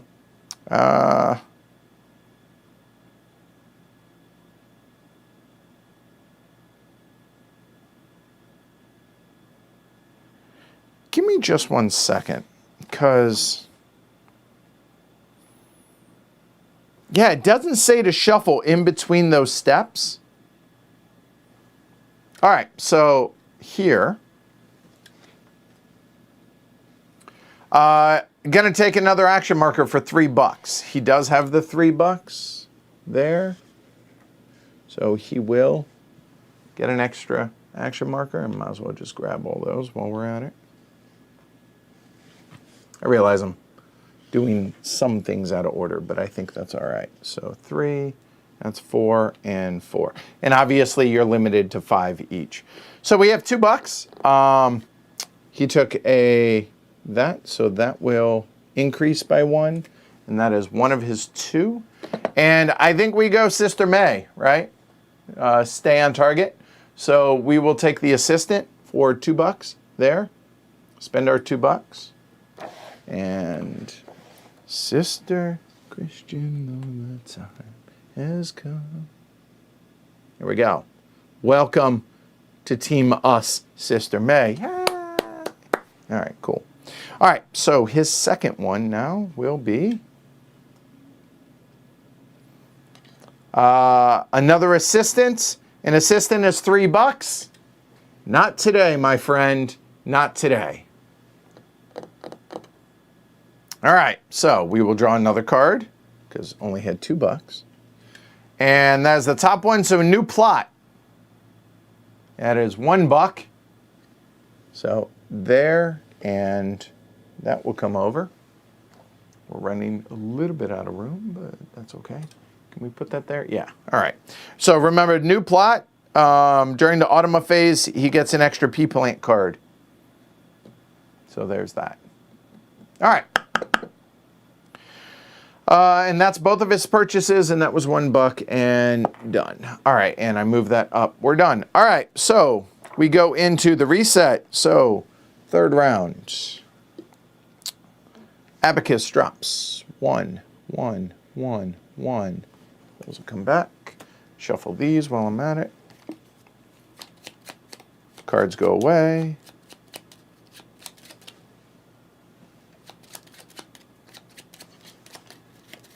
Okay. And if you ever run out of decks, obviously, shuffle. So, Sister Maria, Father Anton, thank you, but your services will not be needed. Father Edvard, Sister Elizabeth, and Father Omari. All right. So, what do we have here? We have Father Omari first. Place an action marker on it during your turn. Take a special action. Roll 1 die of each color and re-roll any mutation results until they are not mutation. Check the genotype of each die result on its corresponding Punnett square. For each die, you may validate 1 matching trait among your pea plants as though you had taken the die during the plant breeding phase, then return the die. And only you can take that action. Wow, that's sexy. All right. Sister Elizabeth, once per working phase, because again, notice the tap symbol, you may validate a trait that matches one of your pheno research markers that you've placed. Okay, cool. So we haven't placed any, but there's that. And Father Edward, this assistant acts as a permanent extra plot with its own pea plant that automatically refills. When the assistant is hired, immediately take a pea plant card from the face-up options or from the top of the deck, put it on the assistant. When the pea plant is harvested, rinse and repeat. Okay, so he's a plot that automatically plants. That's cool. All right.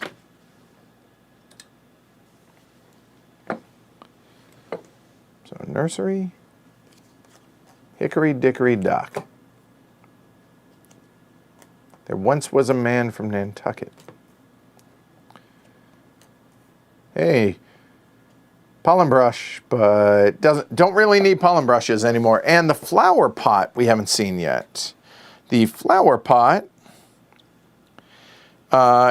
place it next to your player mat. Immediately take a pea plant card from the face-up options. Treat it as a plot. Until the plant's harvested, then the flower pot is then discarded. So there's a one-time extra plot is basically what that is. And the nursery,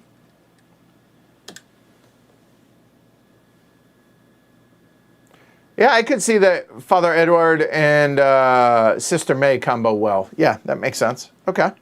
So, and those are the pea plants, but I feel like we got a little bit of a ways to go on that, but we'll see. Let me clean this up. Anything else I forgot? Let's see. Refill the plant. Two coins. Right. One here. Action markers and offspring dice done. All right, round 3. Here we go.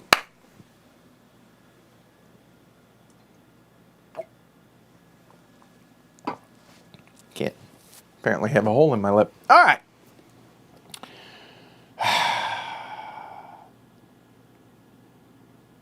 Now, the extra permanent dice slot and a new plot are each $1 each. Money is hard to come by, ain't it? I feel like that keeps being our #1 thing. Now, the other option that we could do, we have 4 workers, right? Is we could take first shifts, which are going to give us first dice, no matter what. And it gives us a coin. So I just don't know if it's worth it, though, in the solo game. What do y'all think? Do we take 2 workers to go on to 2 of these? Like, for instance, that one and that one, right? Hold on. We also want to get rid of that bad boy, don't we? Because that keeps hurting us. So 1, 2, or 1, say 2, 3. That's 3 of our 4 workers, but that essentially gives us as if we went to the treasury to get the $2.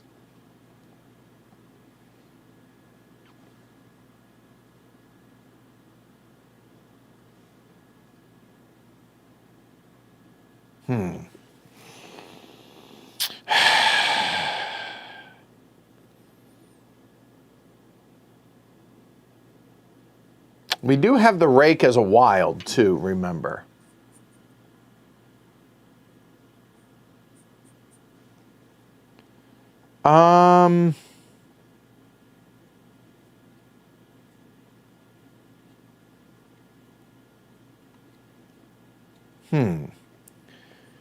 What's the priority? I mean, 1, 2, 3. The problem is I also really want to get down here for the $2 there. Oh. Huh. Well, that's an interesting idea.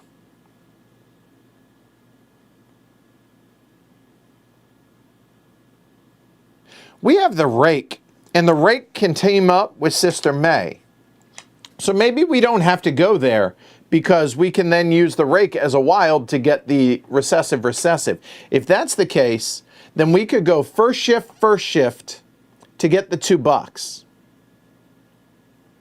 Treasury to get another $2, and then a research goal to go there because every single one of our cards has that on it. Hey, Max. Yeah, we didn't do one last week. We'll do one either tomorrow or Tuesday. I like that idea. So the treasury has to happen to be able to do this, so I think we go treasury first. So there's $2. Done. That makes sense. All right, so what do we got? First shift. Well, we weren't going to get them both, potentially, so let's see. Recessive R. All right, that's cool. Up to R. That'll work. So, didn't want that anyways. And because he just did the first shift, we don't need to worry about those. So instead, we're going to go ahead and bust that out next. So, we will go there and spend our $2 that we just got. And that, because that's 2 points per. That makes sense, okay? That makes a lot of sense. All right, done.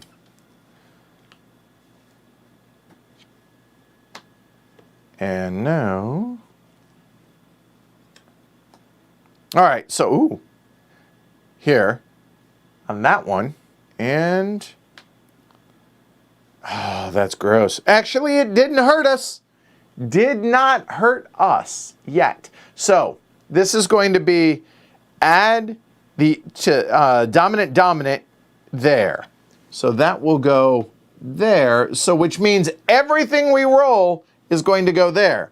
But because we have the rake, we're going to turn it into an FF, and with Sister May means FF, and we're covered. So that actually couldn't have been better.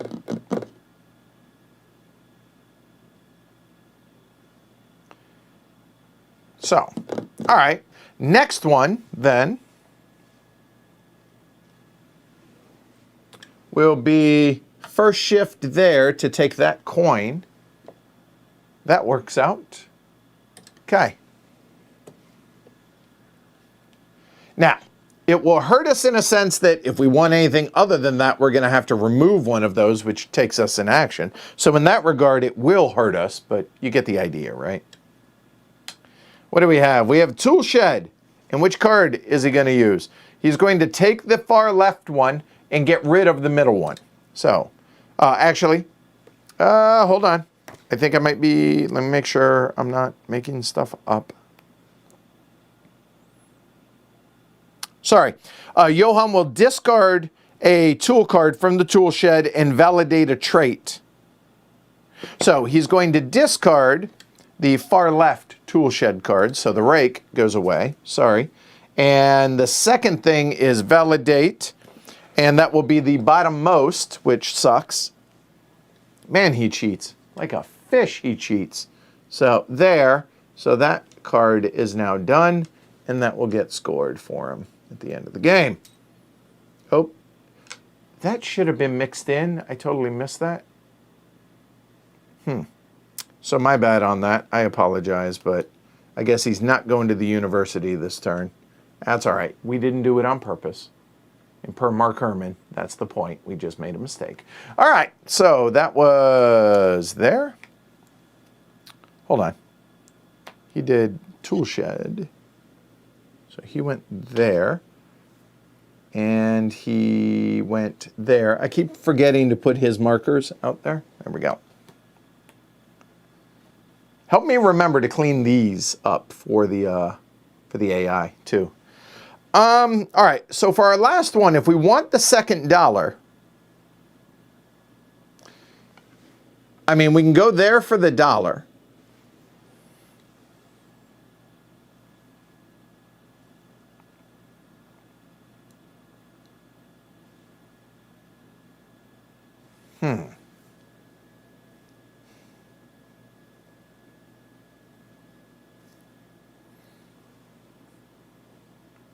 Yeah.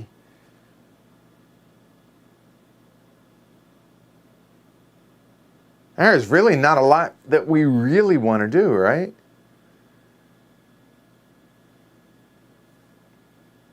I think we do, just for the dollar.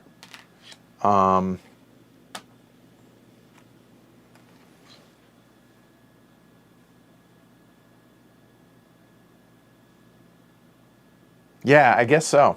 So, all right. And his fourth action then will be the nursery, and he'll take the far right card and then discard the far left card.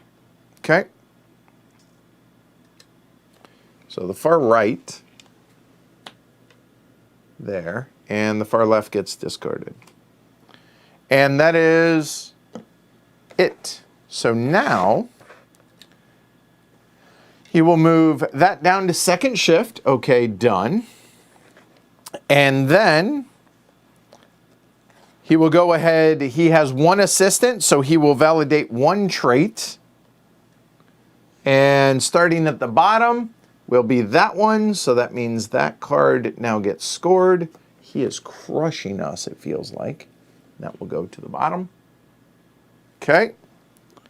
He gains a pea plant card and 1 per new plot. So he has 1 new plot, so he's going to gain 2 new off the top of the deck. 1, 2 per that right there. Okay. So those are the new ones that he just drew. He's going to gain 3 coins to give him a total of a nickel, and then we shuffle his deck. 3, 4, 5. All right, nothing here. These, there should be 9. 2, 3, 4, 5, 6, 7, 8, 9. Okay, there are. This is clever. The AI is really, really well done with this. Well, the good news, looking at the research upgrades, the higher assistance 2, the dice slots 1, and the new plot is 1. So no matter what, we're going to be able to purchase at least 1 of those, if not 2. So we'll see how it goes. All right, and we'll cut. There. All right, so it's our turn. Well, first things first, we need to roll. We'll roll bottom to top. 3s, 4s, 2s, 1. All right, so 1s and 2s are going to be dominant, dominant, no matter what. 3s and 4s will be dominant, recessive, no matter what. There, okay. Have a good one, Alyssa. Have a good night. Good luck with everything. Oh my. Dominant, dominant, and then re-roll all 4 of those.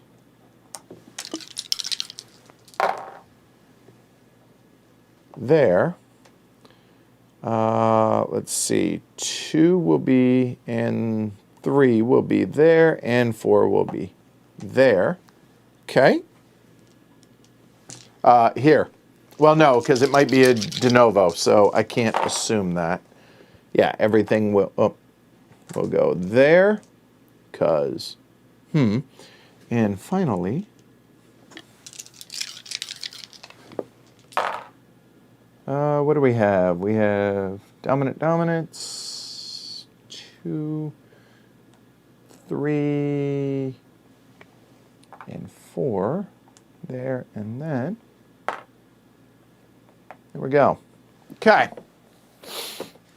So, we do this first, because first shift, right? All right. Well, we're going to grab one of these there, and we'll use the rake to turn this into a wild, and this is going to be recessive, recessive, and it does not, I believe, take a slot. I believe, let me double check. Check that. It will take a slot. So there, and that will be, because that's flower color, it'll be recessive, recessive, and because we have Sister May, it'll go there and there, and the rake has been used, but it did its job. Done. So this one kaput. Next, we get to do this one, and that we will do recessive, recessive as well. So that will go, thank you, Sister May. There. And done. Nothing else. And now the AI will go.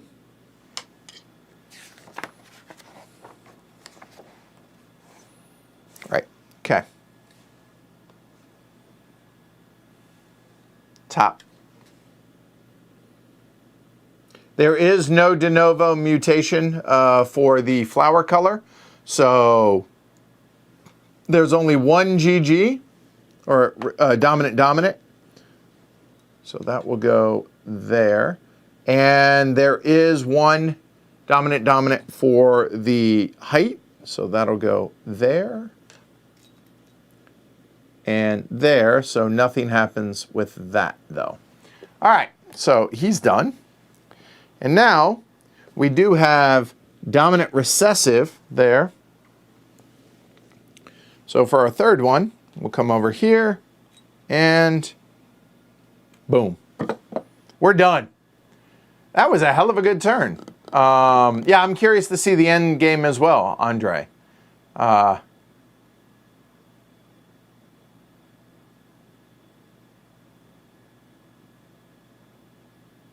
a good one, Eric.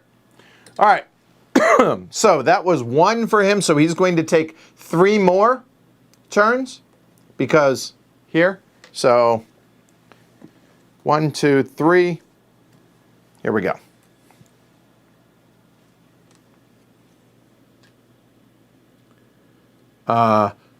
Double recessive, no, and nothing.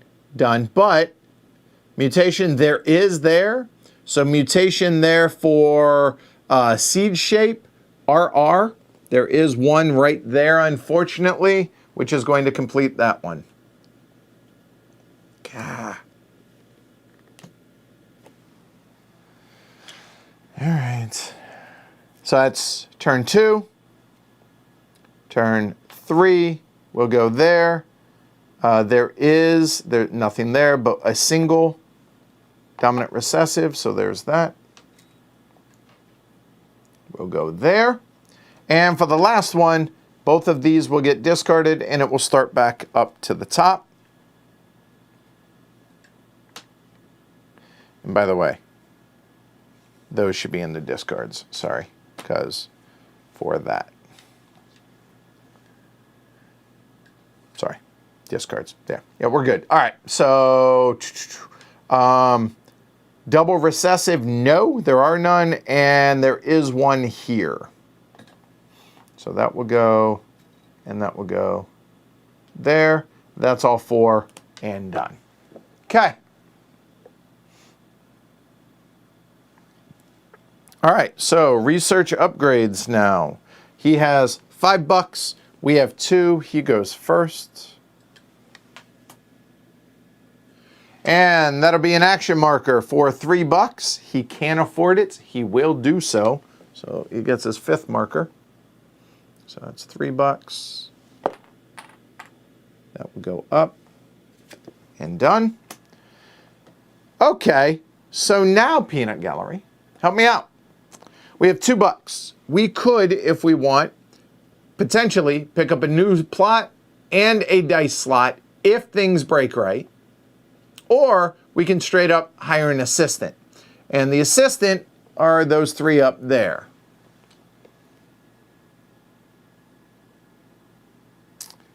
I like all the assistants.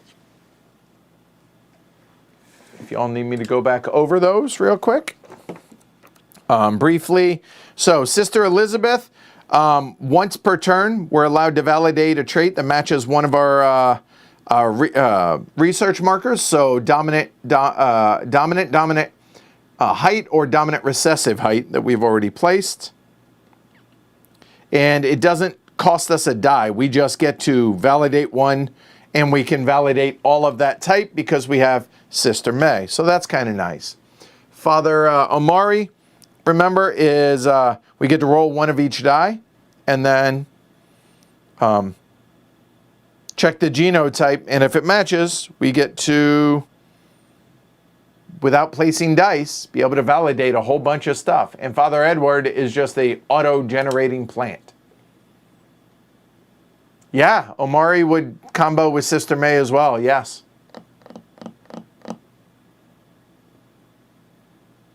What plant? Well, here's the thing. We don't know because the shop is this one, but that one's going away, right? The one that we have in our hand is going to be that one. So there we go. Okay. Having a third plant out there is going to be really nice. Being able to place more dice is awesome, but Omari allows us to potentially do a ton of stuff. I think Omari feels like the right answer. It's an action, but potentially it's 4 dice for us, right?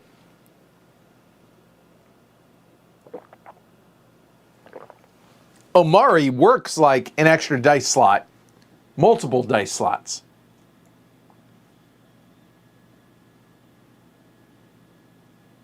Yeah. What do y'all think?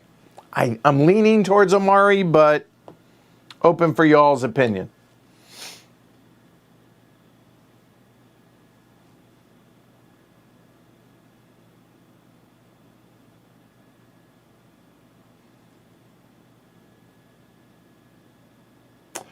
Omari is riskier,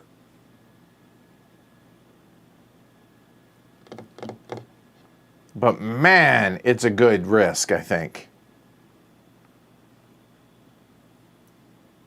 I'll give you all another 10 seconds, and now I'm going to choose.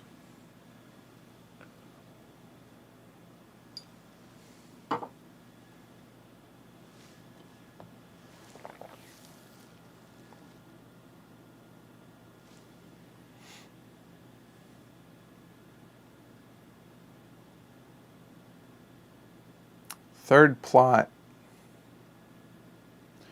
or a chance to really fill them. Yeah, we're going Omari. So there, we'll hire the assistant.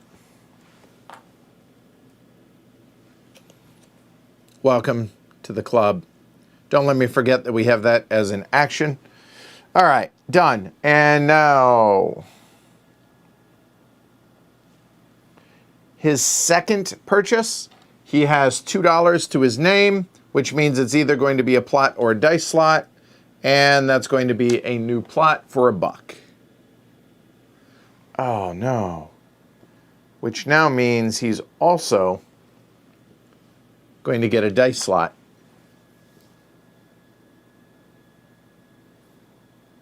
Oh, that's an interesting question. So, during this phase,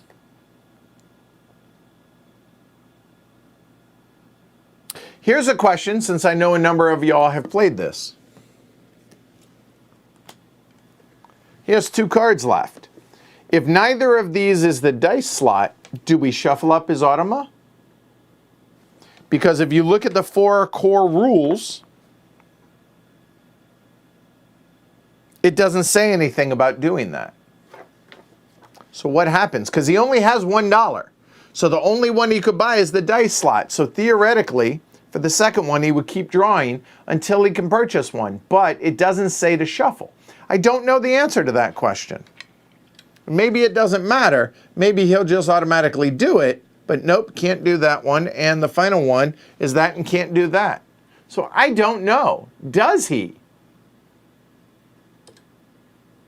Huh.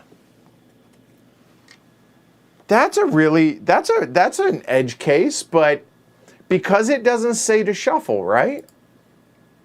Now I'm looking on the forums to see if there's a question about that for research upgrades on the solo.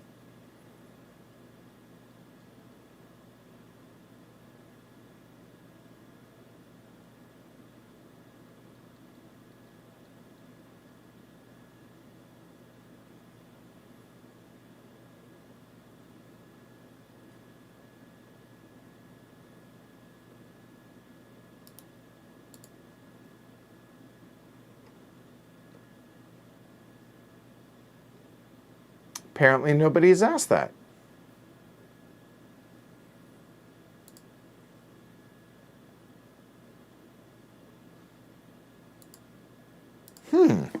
So a moment while I look. So talk amongst yourselves. Because it's not a cardinal rule. You would think if so, it would be a cardinal rule that if you run out of his cards, shuffle.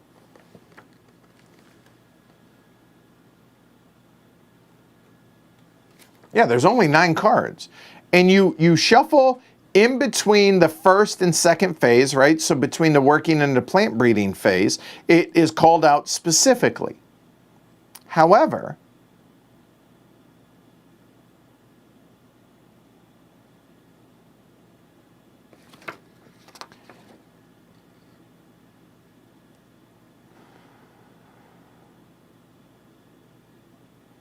continue drawing until he finds an upgrade he can buy. But at no point does it say to do that. Doesn't say to shuffle. I would argue no. If he doesn't have the money for the action, he's SOL. Right, but my point is, he has the money to buy that one, but he doesn't have the card. So I would say no. He takes the plot, but I would say no. I don't think we do, because it doesn't say. I'm going to go with no. And either John, if he ends up watching this after the fact, I think this is a good question. So we're done. He's done. All right, end of the round. So going into the final full round. Abacus drops down in price where it can. Done. That goes away. That goes away. I think it's a... I could make the case in either direction, but... And y'all know me, I'm not one to cheat the game in that regard, so... All right, so we have one assistant left that we haven't seen. The others will get shuffled up. So, Brother Franz, Hans and Franz here to pump you. Oh, it's pump you up. Did it in the wrong order.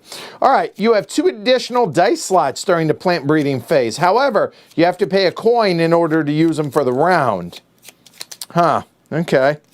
You only pay once for both slots, obviously. So, okay. That's, well, if they're all overpowered, then none of them are. And everything costs $1. And we know that one is a free validate. Okay? All right. Whew, 13-pointer.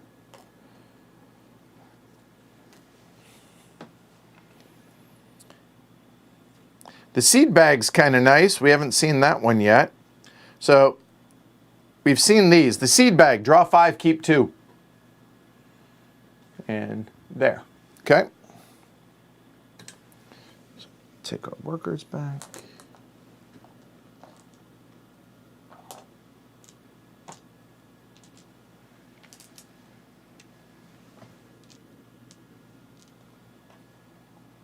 Three. 4, 5, and we should have 4. 1, 2, 3, and 4. There we go. Okay.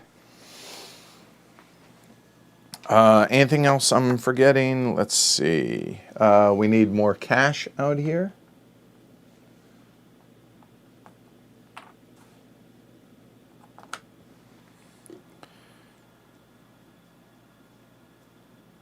I think we're good. All right. Last full round. We have 4 actions. I think we do not want to harvest yet because we only draw 1. So, again, we have no money. So, action 2 will be garden. Action 3 is probably Father Omari. So, action 1, I don't know about action 4. 1, I think, has got to be the nursery, right? So what do we like here?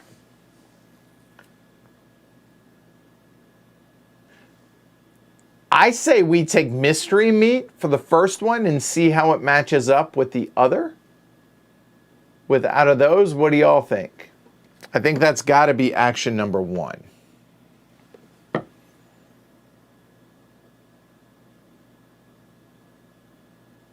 The other option, ooh, what about the seed bag instead of going to the nursery? So if we do the tool shed and we immediately do the seed bag, we get to draw 5 and then choose. I think that might actually make a lot of sense. Huh. I think we get the seed bag and immediately do it. Yeah, that seems good instead of going there. There. We use the seed bag. Boom. Because why not have 5 options? 1, 2, 3, 4, 5. Right there.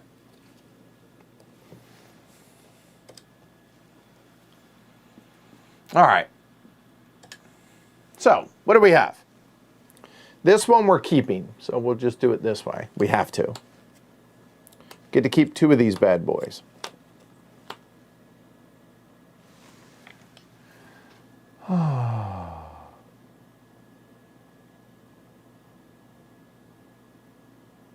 Clearly, I need to draw better.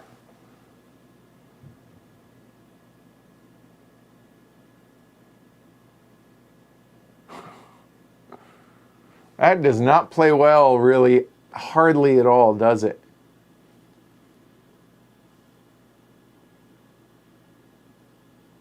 Well, if that's the case, this is something else we need to look at. So, that's the one we're keeping. These are the 3 that are in the market also. So if we were to use our second action to go to the nursery. So looking at that, if we were to take this one and then go to the nursery for that one, that's awfully nice right there.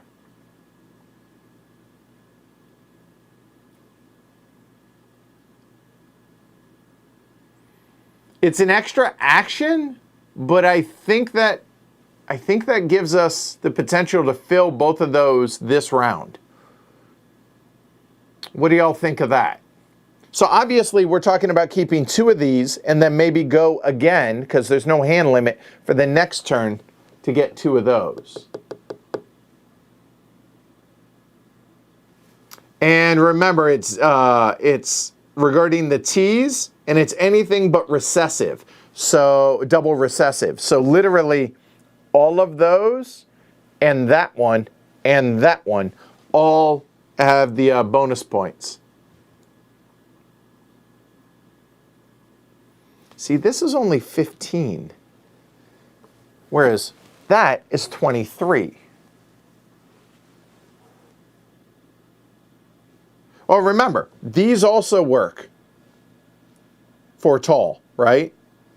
So that one and that one also works.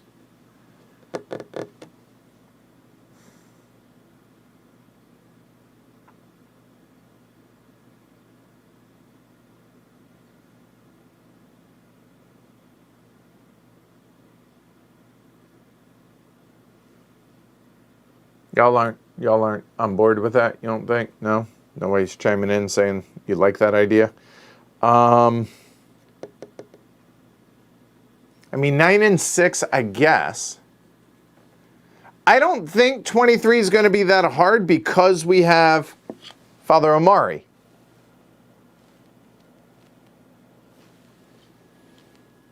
And one of them is guaranteed.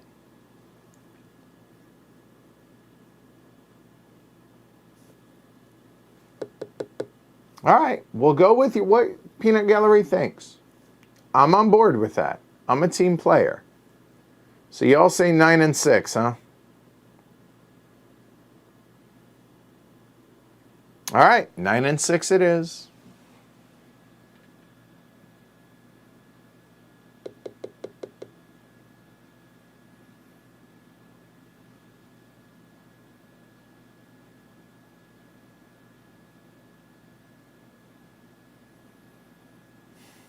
I mean, they do match up with 2 of them.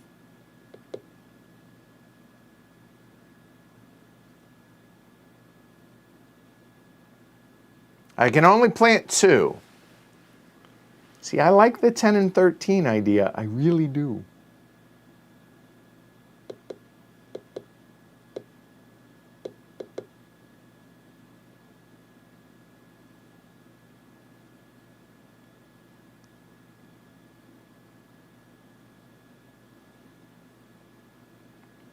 No, we only have 2 plots.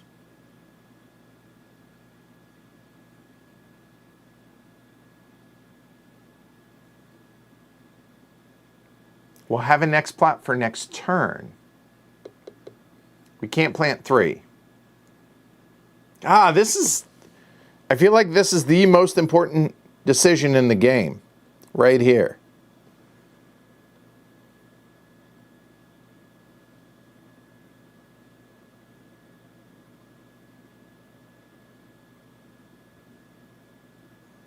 11 and 13, only half of them match up. No, not even half, only one matches up. The double tall.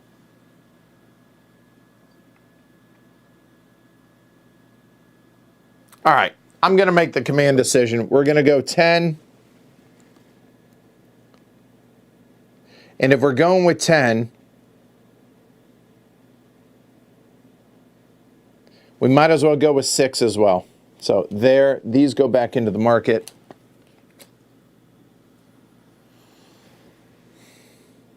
These get discarded. The only question was 9. Do we go with 9 instead?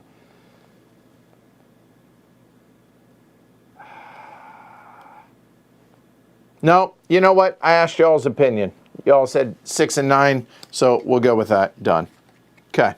Or else, why am I asking you, right? All right, we'll go with it. All right, so there we go.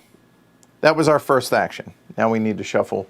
These should be 9, 3, 6, 9. There we go. This is a tough call.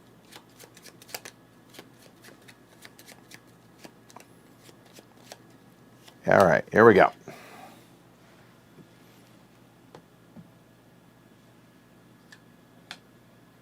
University technically draws that as well, although it doesn't matter.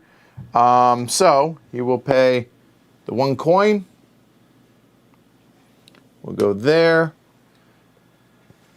And he validates it's just 1, correct, for the university?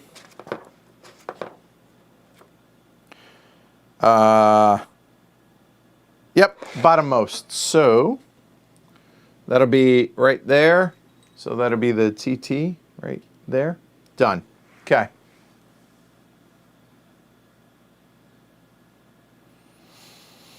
All right, so action number 2.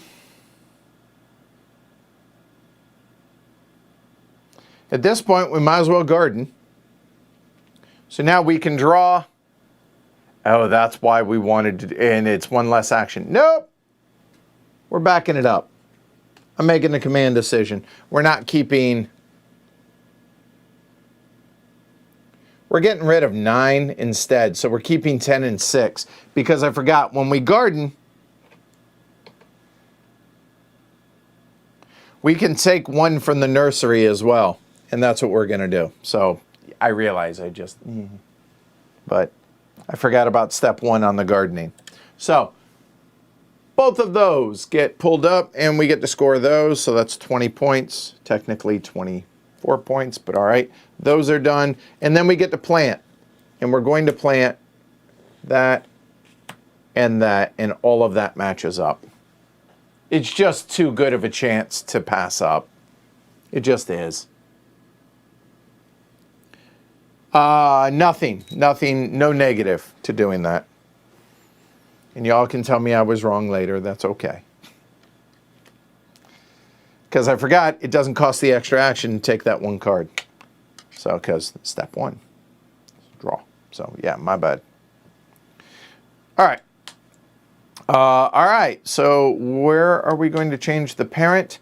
That's going to be on G, and it's going to be... oh, that's actually really beneficial for us. Thank you so much.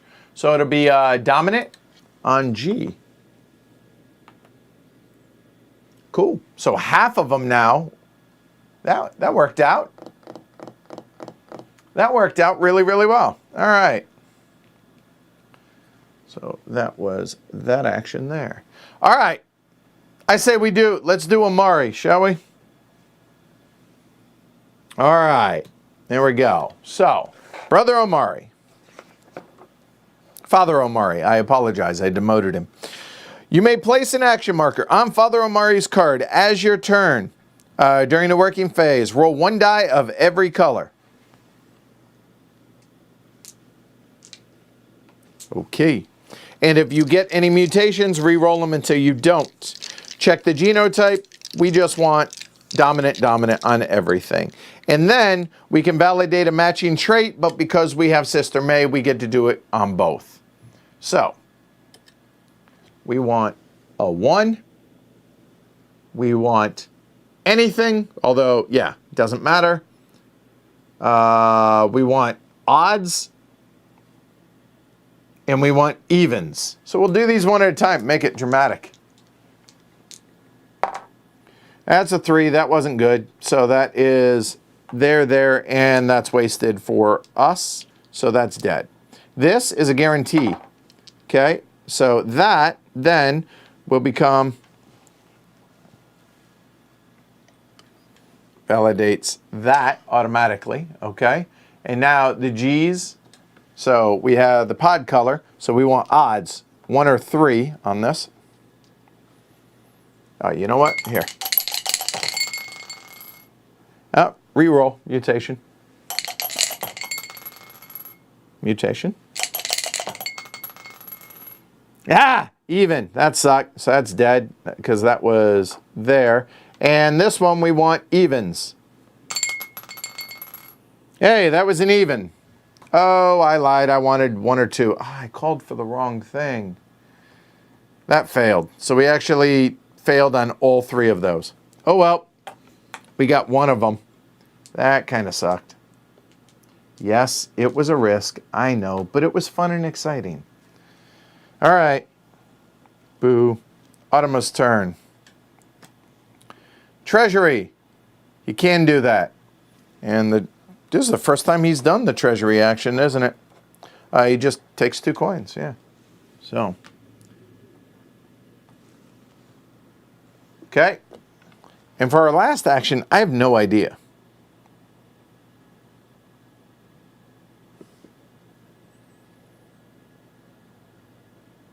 So we have no money.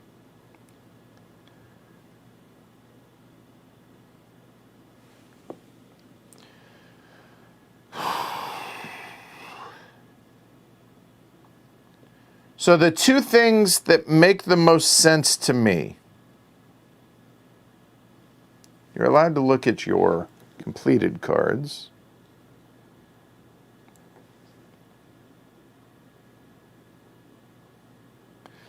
All right, so we have 3 cards that have that on it.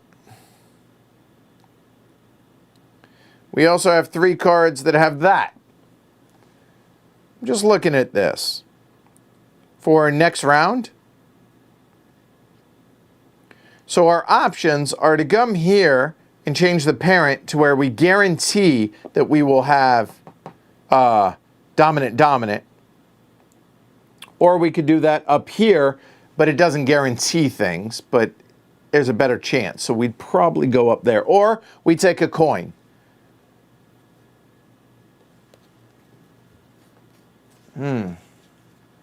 Have a good one, Lars.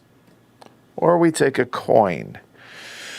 Oh, lordy, lordy. Which one do we do?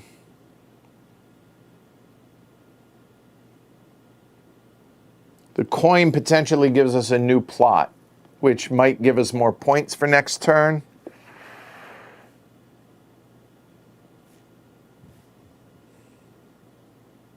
Or do we increase our odds of completing these for this turn?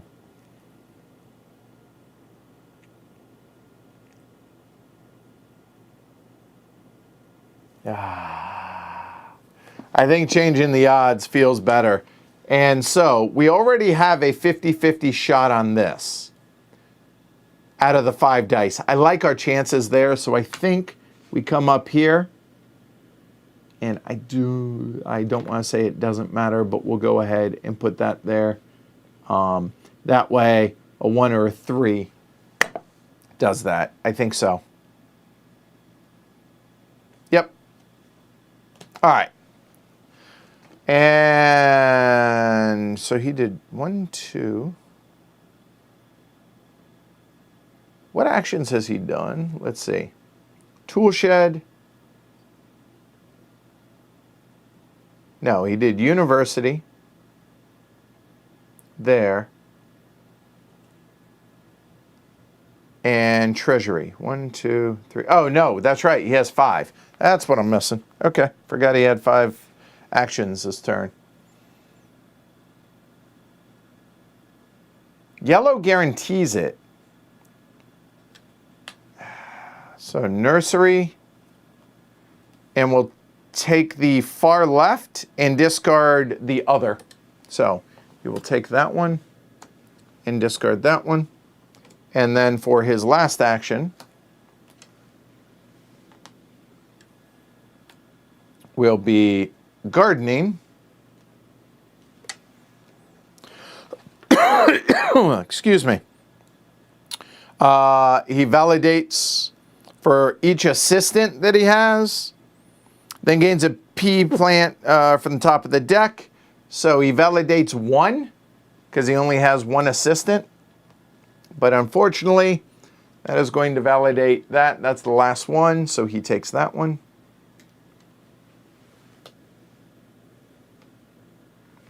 There. There we go. And takes one pea plant off the top of the deck. There. Done. All right. So that's all his actions. There. And I'm done. So now the Automa phase. So he has no first shift, so nothing moves down. He validates one trait for each of his assistants, which awesome, which means he completes that one. I feel like we are getting housed, but we'll see. But that's good. It's a challenge. I welcome that. One pea plant and gains an additional pea plant for each new plot. So he's going to gain a total of 3, but he can only hold 2, which means the bottom one is going to be that to validate. So he gets 2 more plants. There and there. We'll just drop that down a little. Whoo, he gains 3 coins and shuffle, which gives him $5. Oy vey. 1, 2, 3, 4, 5, 6, 7, 8, 9. All right.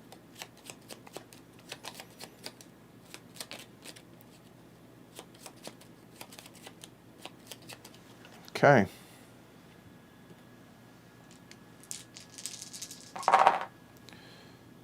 Those get re-rolled. Ones. So there's that. That worked out. And all 3 of these get re-rolled. 2, 3, 4. 2 goes there. 3 and 4 both go there. Done. I would like odd numbers here. Looks like, please. Okay, so at least there's that. 4, 4, and 4 will all go there. Reroll mutation. And that goes there as well. That's going to be an important one to get. Thankfully, he doesn't have this. So at least there's that. Because it doesn't matter.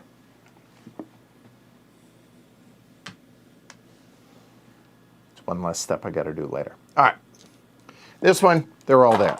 Nope, still got to re-roll them because mutation. That one was a mutation. That was a mutation. These hang out right there. Nope, doesn't matter. This one, we want odd numbers, please. At least one odd number. There we go.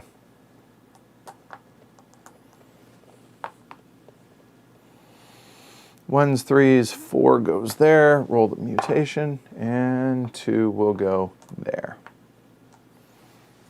Well, that's good news, at least. All right. Okay. All right, plant breeding. Number 1 is going to be this one. There. That's going to be dominant on the pod color. So that will go there and there. Excellent, excellent. Okay. And now he gets 4 for that. So here. 1. Yeah, let's not. I don't want to mess with that. Sorry. Starts at the top. That is nothing. He gets nothing and he likes it. Well, he probably doesn't like it, but I like it. That's for damn sure. Awesome. So now we have dominant R's. There are multiples, and dominant T's. There are multiples. It doesn't matter the order. Let's go yellow. There. Thank you, Sister May. May I have a couple? Don't mind if we do. And the second card will be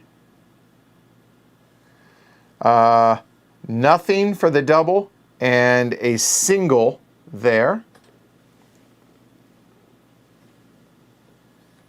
And the single will be there. Okay. And our third one will be that. Oh, yeah. And that will complete both that and that. Well, it worked out. So at least there's that. It worked out. So now he will take both of his final two. Nothing and nothing. Wow. But, and there's no mutation dice whatsoever, so nothing on that. Excellent. And for the last one is recessive, recessive, and there is nothing, and there's no mutation. Well, that's about as good as that could have gone. Yay. That'll do. So all of these will go away. That was literally about as good as it could have gone. All right. So now we go into the research upgrades. We have no money. So he's just going to buy the first two that he can.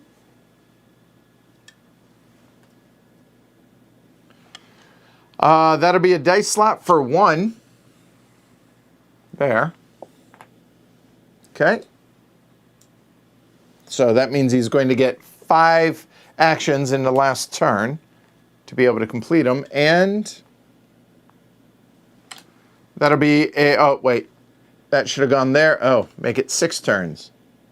He will buy another dice slot. And that'll be 2. Done. All right. Hey, what's up, James? All right, so end of round. We go into the final round. Remember, we will not do the research upgrades at the end of this round because, well, it doesn't matter.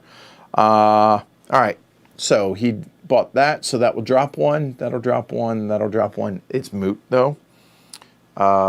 These go away.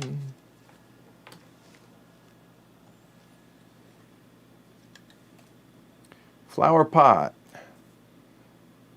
Useless to us. The rake. We'll see. This does matter, though. Because can we complete any of these? Because we are going to have to garden. So there's that. Okay. And then the assistants all go away.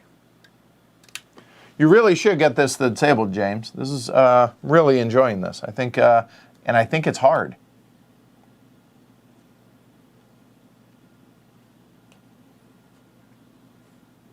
Meh. I don't think any of the assistants really matter. Oh, actually, it doesn't matter for this turn either, does it? So, no coins come out. Good. Action markers and offspring dice. So,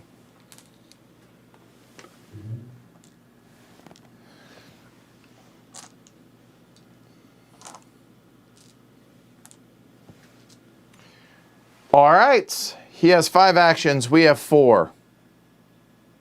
Okay, so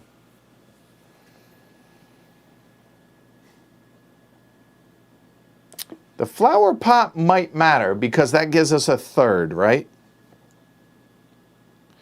We obviously need to garden.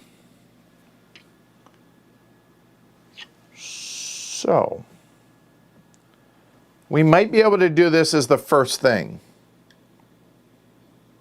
So let's look. These are the 2 that are in our hand.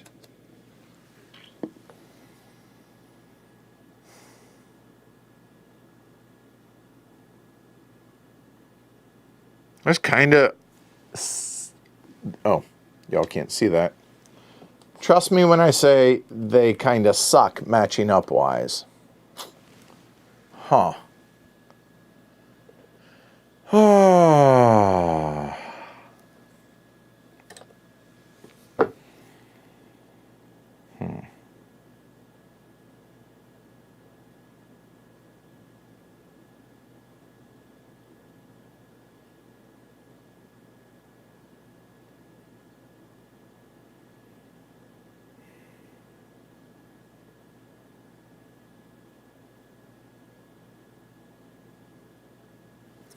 Actually, that one isn't too bad.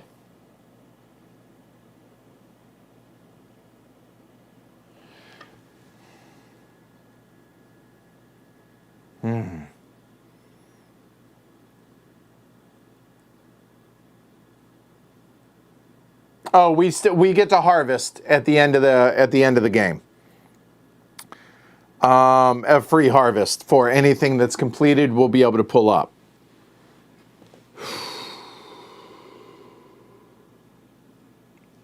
I'm leaning towards this and that.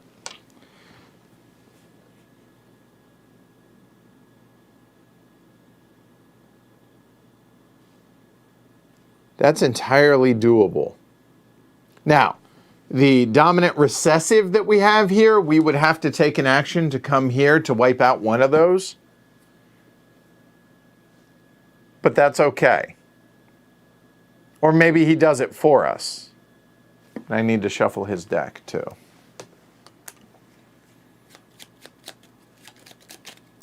Huh. I think we do that. I think we do the 11 and the 7. So that means for our first action, we can garden to take that. I think so. Then if we choose to do the flower pot, yeah, there. So we'll take the 11. We'll pull both of these up to score those. We have to, or obviously, there.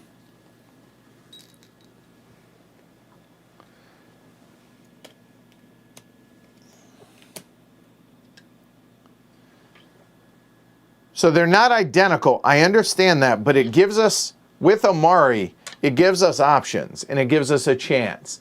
And I realize that Sister May is only good for the bottom one, okay? But at least it's the bottom one and possibly, yeah, just the bottom one. But I think that's worth it. I think that's okay. All right. So, here we go. So he's going to go the nursery and take the far right, which it's not there. And what happens if it's not there? Take the next available to the right. So he's going to take this one, so he's going to discard both of them, actually. But because he can't take a fifth one, he will go ahead and validate. So both of these are getting wiped, essentially, because he can't take them. And then he's going to validate the bottom, because 4. So he'll validate that, and he'll score that one. So that goes away.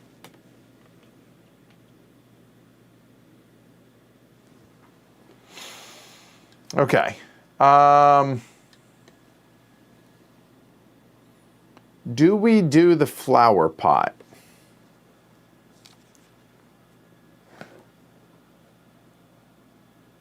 It's 6 points.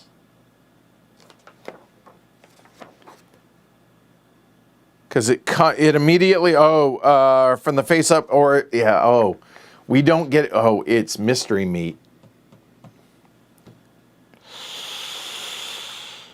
I don't know. You know what? Having a third one as an option, I think we do. I think it's worth it. So we come here. We use the flower pot, which becomes a third plot as a one-time. So we get this. This one's planted immediately. There we go. That bottom one's going to be problematic. That is problematic. As is the top one. Well, we have options with Amari depending on how that works. Now,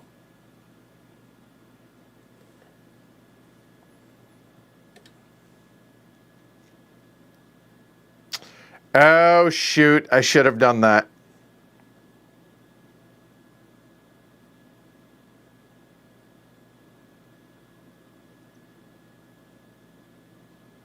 I should have done that. I realized that. Yeah, I totally forgot about the research. I should have done that. That's my bad.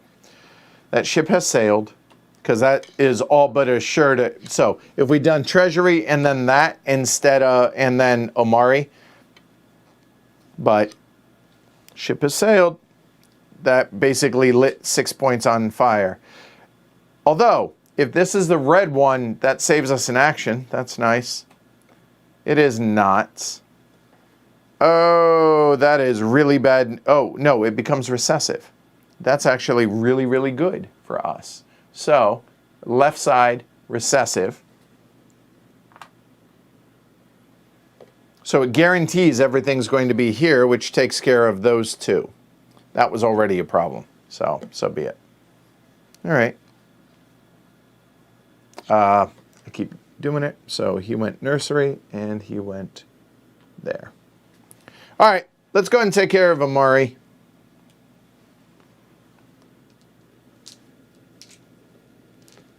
All right.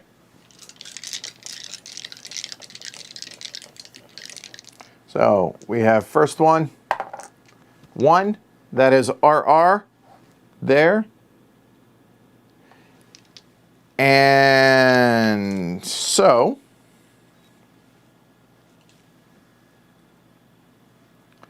that goes there, at least. So there's that. Okay. All right.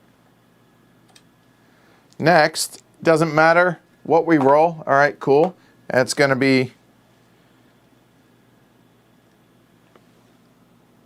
that.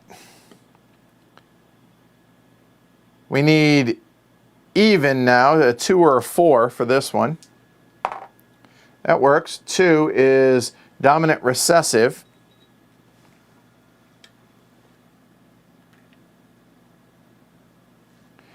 And this one, doesn't matter what we roll, it works.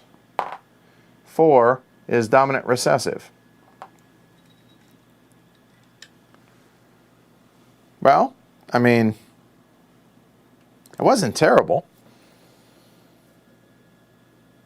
Okay, now that that's done, with our last action, we can use this to help out those. And it's going to be 1 point for anything that we have left over at the end, okay?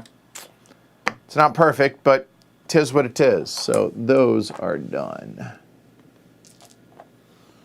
All right, and now his third action is the university for 1 coin. Yep, so yeah, there. There. And validate a trait, so it'll be the bottom one. Right there. Okay. All right. So now we need dominant recessive, which there's 2 spots that are possible for that. Okay, that's good. We have to get rid of one of these to make both of those doable.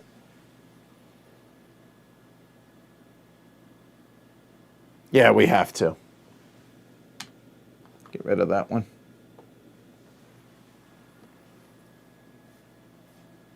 This is impossible unless we get a mutation. So let's see what happens with it. But then, yeah, we don't have enough dice spaces for that to work, so it's moot, but that's all right. Treasury. Yeah, so there, it's $2. And his last action is top banner, and that'll be dominant G. Whew. Good thing we got that when we did. There we go. And that is technically there. All right, so now, no first shift, moving to second shift. He validates 1 for each of his assistants, which means he's going to finish that one there. That will drop down. Gains a P plant for every, gains 1 for every new plot. So 1 plus 1, so it'll be 2 new P plants.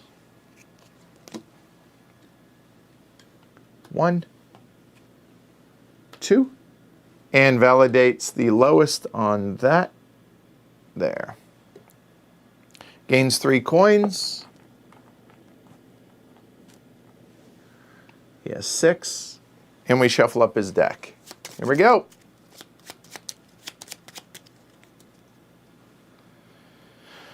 All right, let's roll. So what do we need? We need even.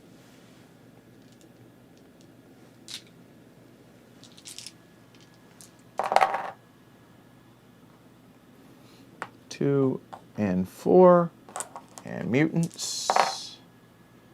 2, and those will go there. Okay. This does matter. So we need 3s or 4s. That'll work. 3s and 4s all go there, and a mutants. That will go there, and the 2 will go dominant. Okay. Here it doesn't matter except for mutants, which there were 3. And all of these are dominant. And this is the one that matters. We need a mutant. Come on, mutant.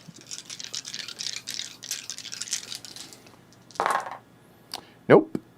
Does not matter where it is all dominant and recessive. All right. So we start out, what matters? Does anything matter? Not really.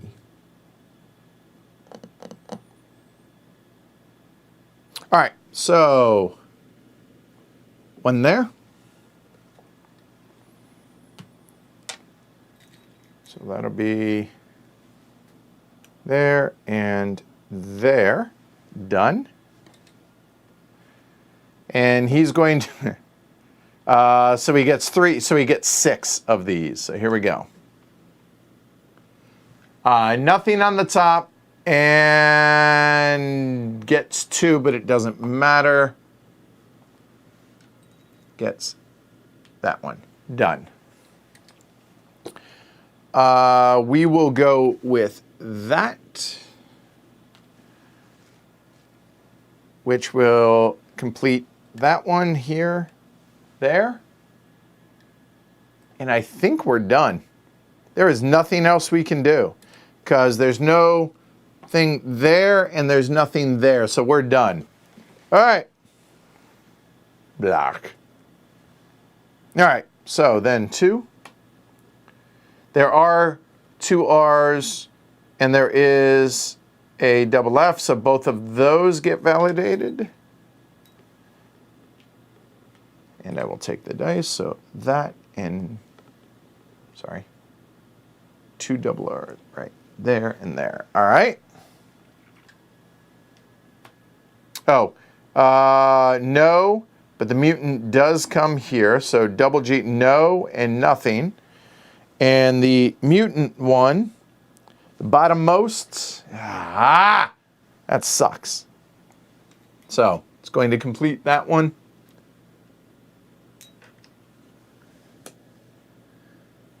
So that is 3, and he gets a total of 6. So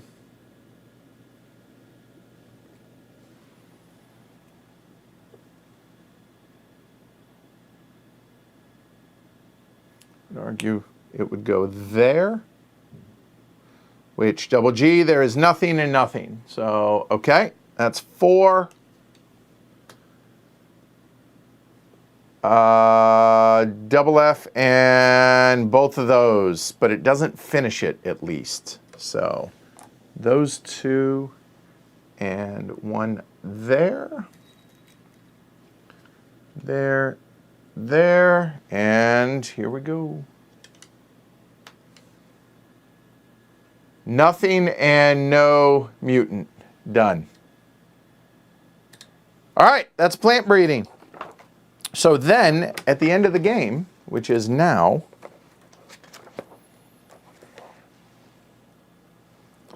game ends after plant breeding round 5. Okay. Each player can harvest any completed P plant cards. So the 11 and the 7 get completed there. And then we tally up the points. All right, so let's tally up ours first. Completed P plant cards. What do we got? Somebody keep a running count for me. 17. 26, 37, 47, 60, 71, 78, incomplete, 79, unspent coins are a point each, nothing, 79, but then 2 points for any tall. So we're at 79. So we'll remember 79. Then we have 2, 4, 6, 8, 10, 12, 14, 16, and 79 is 95 points. Okay? 79, or 95. That feels good. I have no idea, but let's find out. I'm pretty sure we lost, but 95 feels like a good score. All right. So he has no research, so that's going to be good. Incomplete research, he has 5. In unspent coins, 6. So he has a base of 11 before we get to these. Okay? So we're going to clear all these out to not get them confused. So he's already at 11.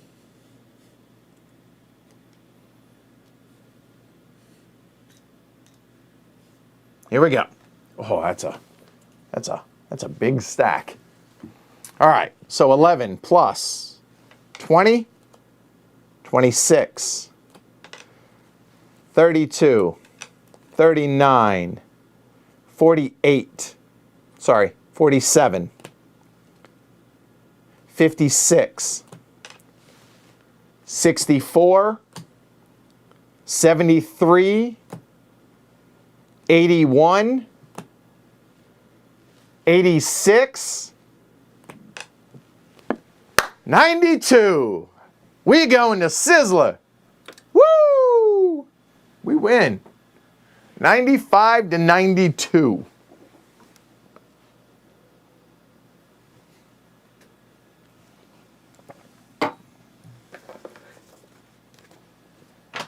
That was a lot of fun. That was really, really fun. The difference between the normal mode that we played and the hard mode is the Johan gets an assistant to start the game, which he would be able to validate more early on, right, in that first turn, and he would get 1 extra validation every turn. So that would be an extra 5 validation. So yeah, you better play better than I did if you're going to play on the hard difficulty. Yeah, that was a blast. And I mean, the theme comes through, right? Learn about genetics. I think that's pretty awesome. That was a lot of fun. And harder than I thought it was going to be to make good decisions, which is a good sign. I think that's excellent. And like I said earlier, plus, you know, it's a 12-page booklet that has the, well, let's go through it real quick. It has a bit about Gregor Mendel and the setting of Genotype. his study of pea plants, the foundations for genetic inheritance, and then the science in genotype and phenotype, Mendelian patterns, Punnett squares and nomenclature, or Punnett squares, test crosses, inheritance with multiple genes, non-Mendelian patterns, de novo mutations, and then a glossary for all of us that are none too bright. So there we go. All right. When a game offers you bonus points, take them. Yeah, right? Seriously. Cool. Yeah, I definitely enjoyed this. This is one that I would imagine this would play great multiplayer too, right? It plays up to 5. It scales.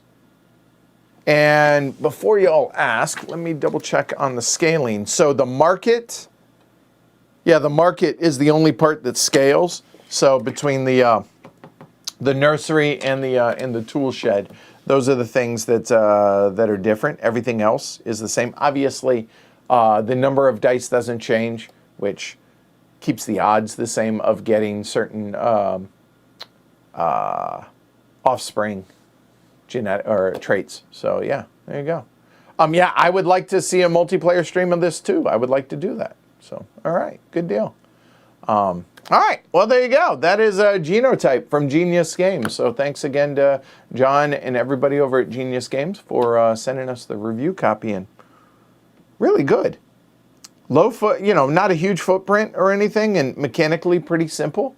If I'm gonna give a critique, I understand trying to keep things language independent on some things, but I would rather just a bigger player aid and not have to reference and flip cards. So a real player aid would be better. That would be nice, and a solo player aid specifically for these would be just great. That would be like a real player aid, a sheet that is this size and it has everything, so I don't have to go back and look it through the rule book. That would be beneficial. But I mean, outside of that, pretty good. Really enjoyed it. And on the flip side of that player aid, could have all the tools and all of the assistance and everything else. So they're listed in the rule book, but why not have them as a player aid? That would be my one critique, really, there. All right, there you go. So it sounds like y'all want to see a multiplayer. So you may see one this coming week. I don't know. We'll see. The weekly look ahead will either be tomorrow or Tuesday. I am not entirely sure, but it will be on one of those 2 days. The podcast, Life Got in the Way, where you will have me and Jess talking on that next week as well. Next week being this week that's coming up. I think that's the only thing that I can definitively say. So that's it. Be sure to tune in to the weekly look ahead for that. And thanks, everybody. That was a lot of fun. Hopefully you all enjoyed it. So, all right, cool. Y'all have a good rest of your day. Get vaccinated or wear your mask. And honestly, we don't have to wear masks indoors. I like not being sick. I'm still wearing my mask for what it's worth. Social distance if you're not vaccinated. Be kind to one another. See y'all later on this week, all right? With the weekly look ahead and everything else. Take care, everybody.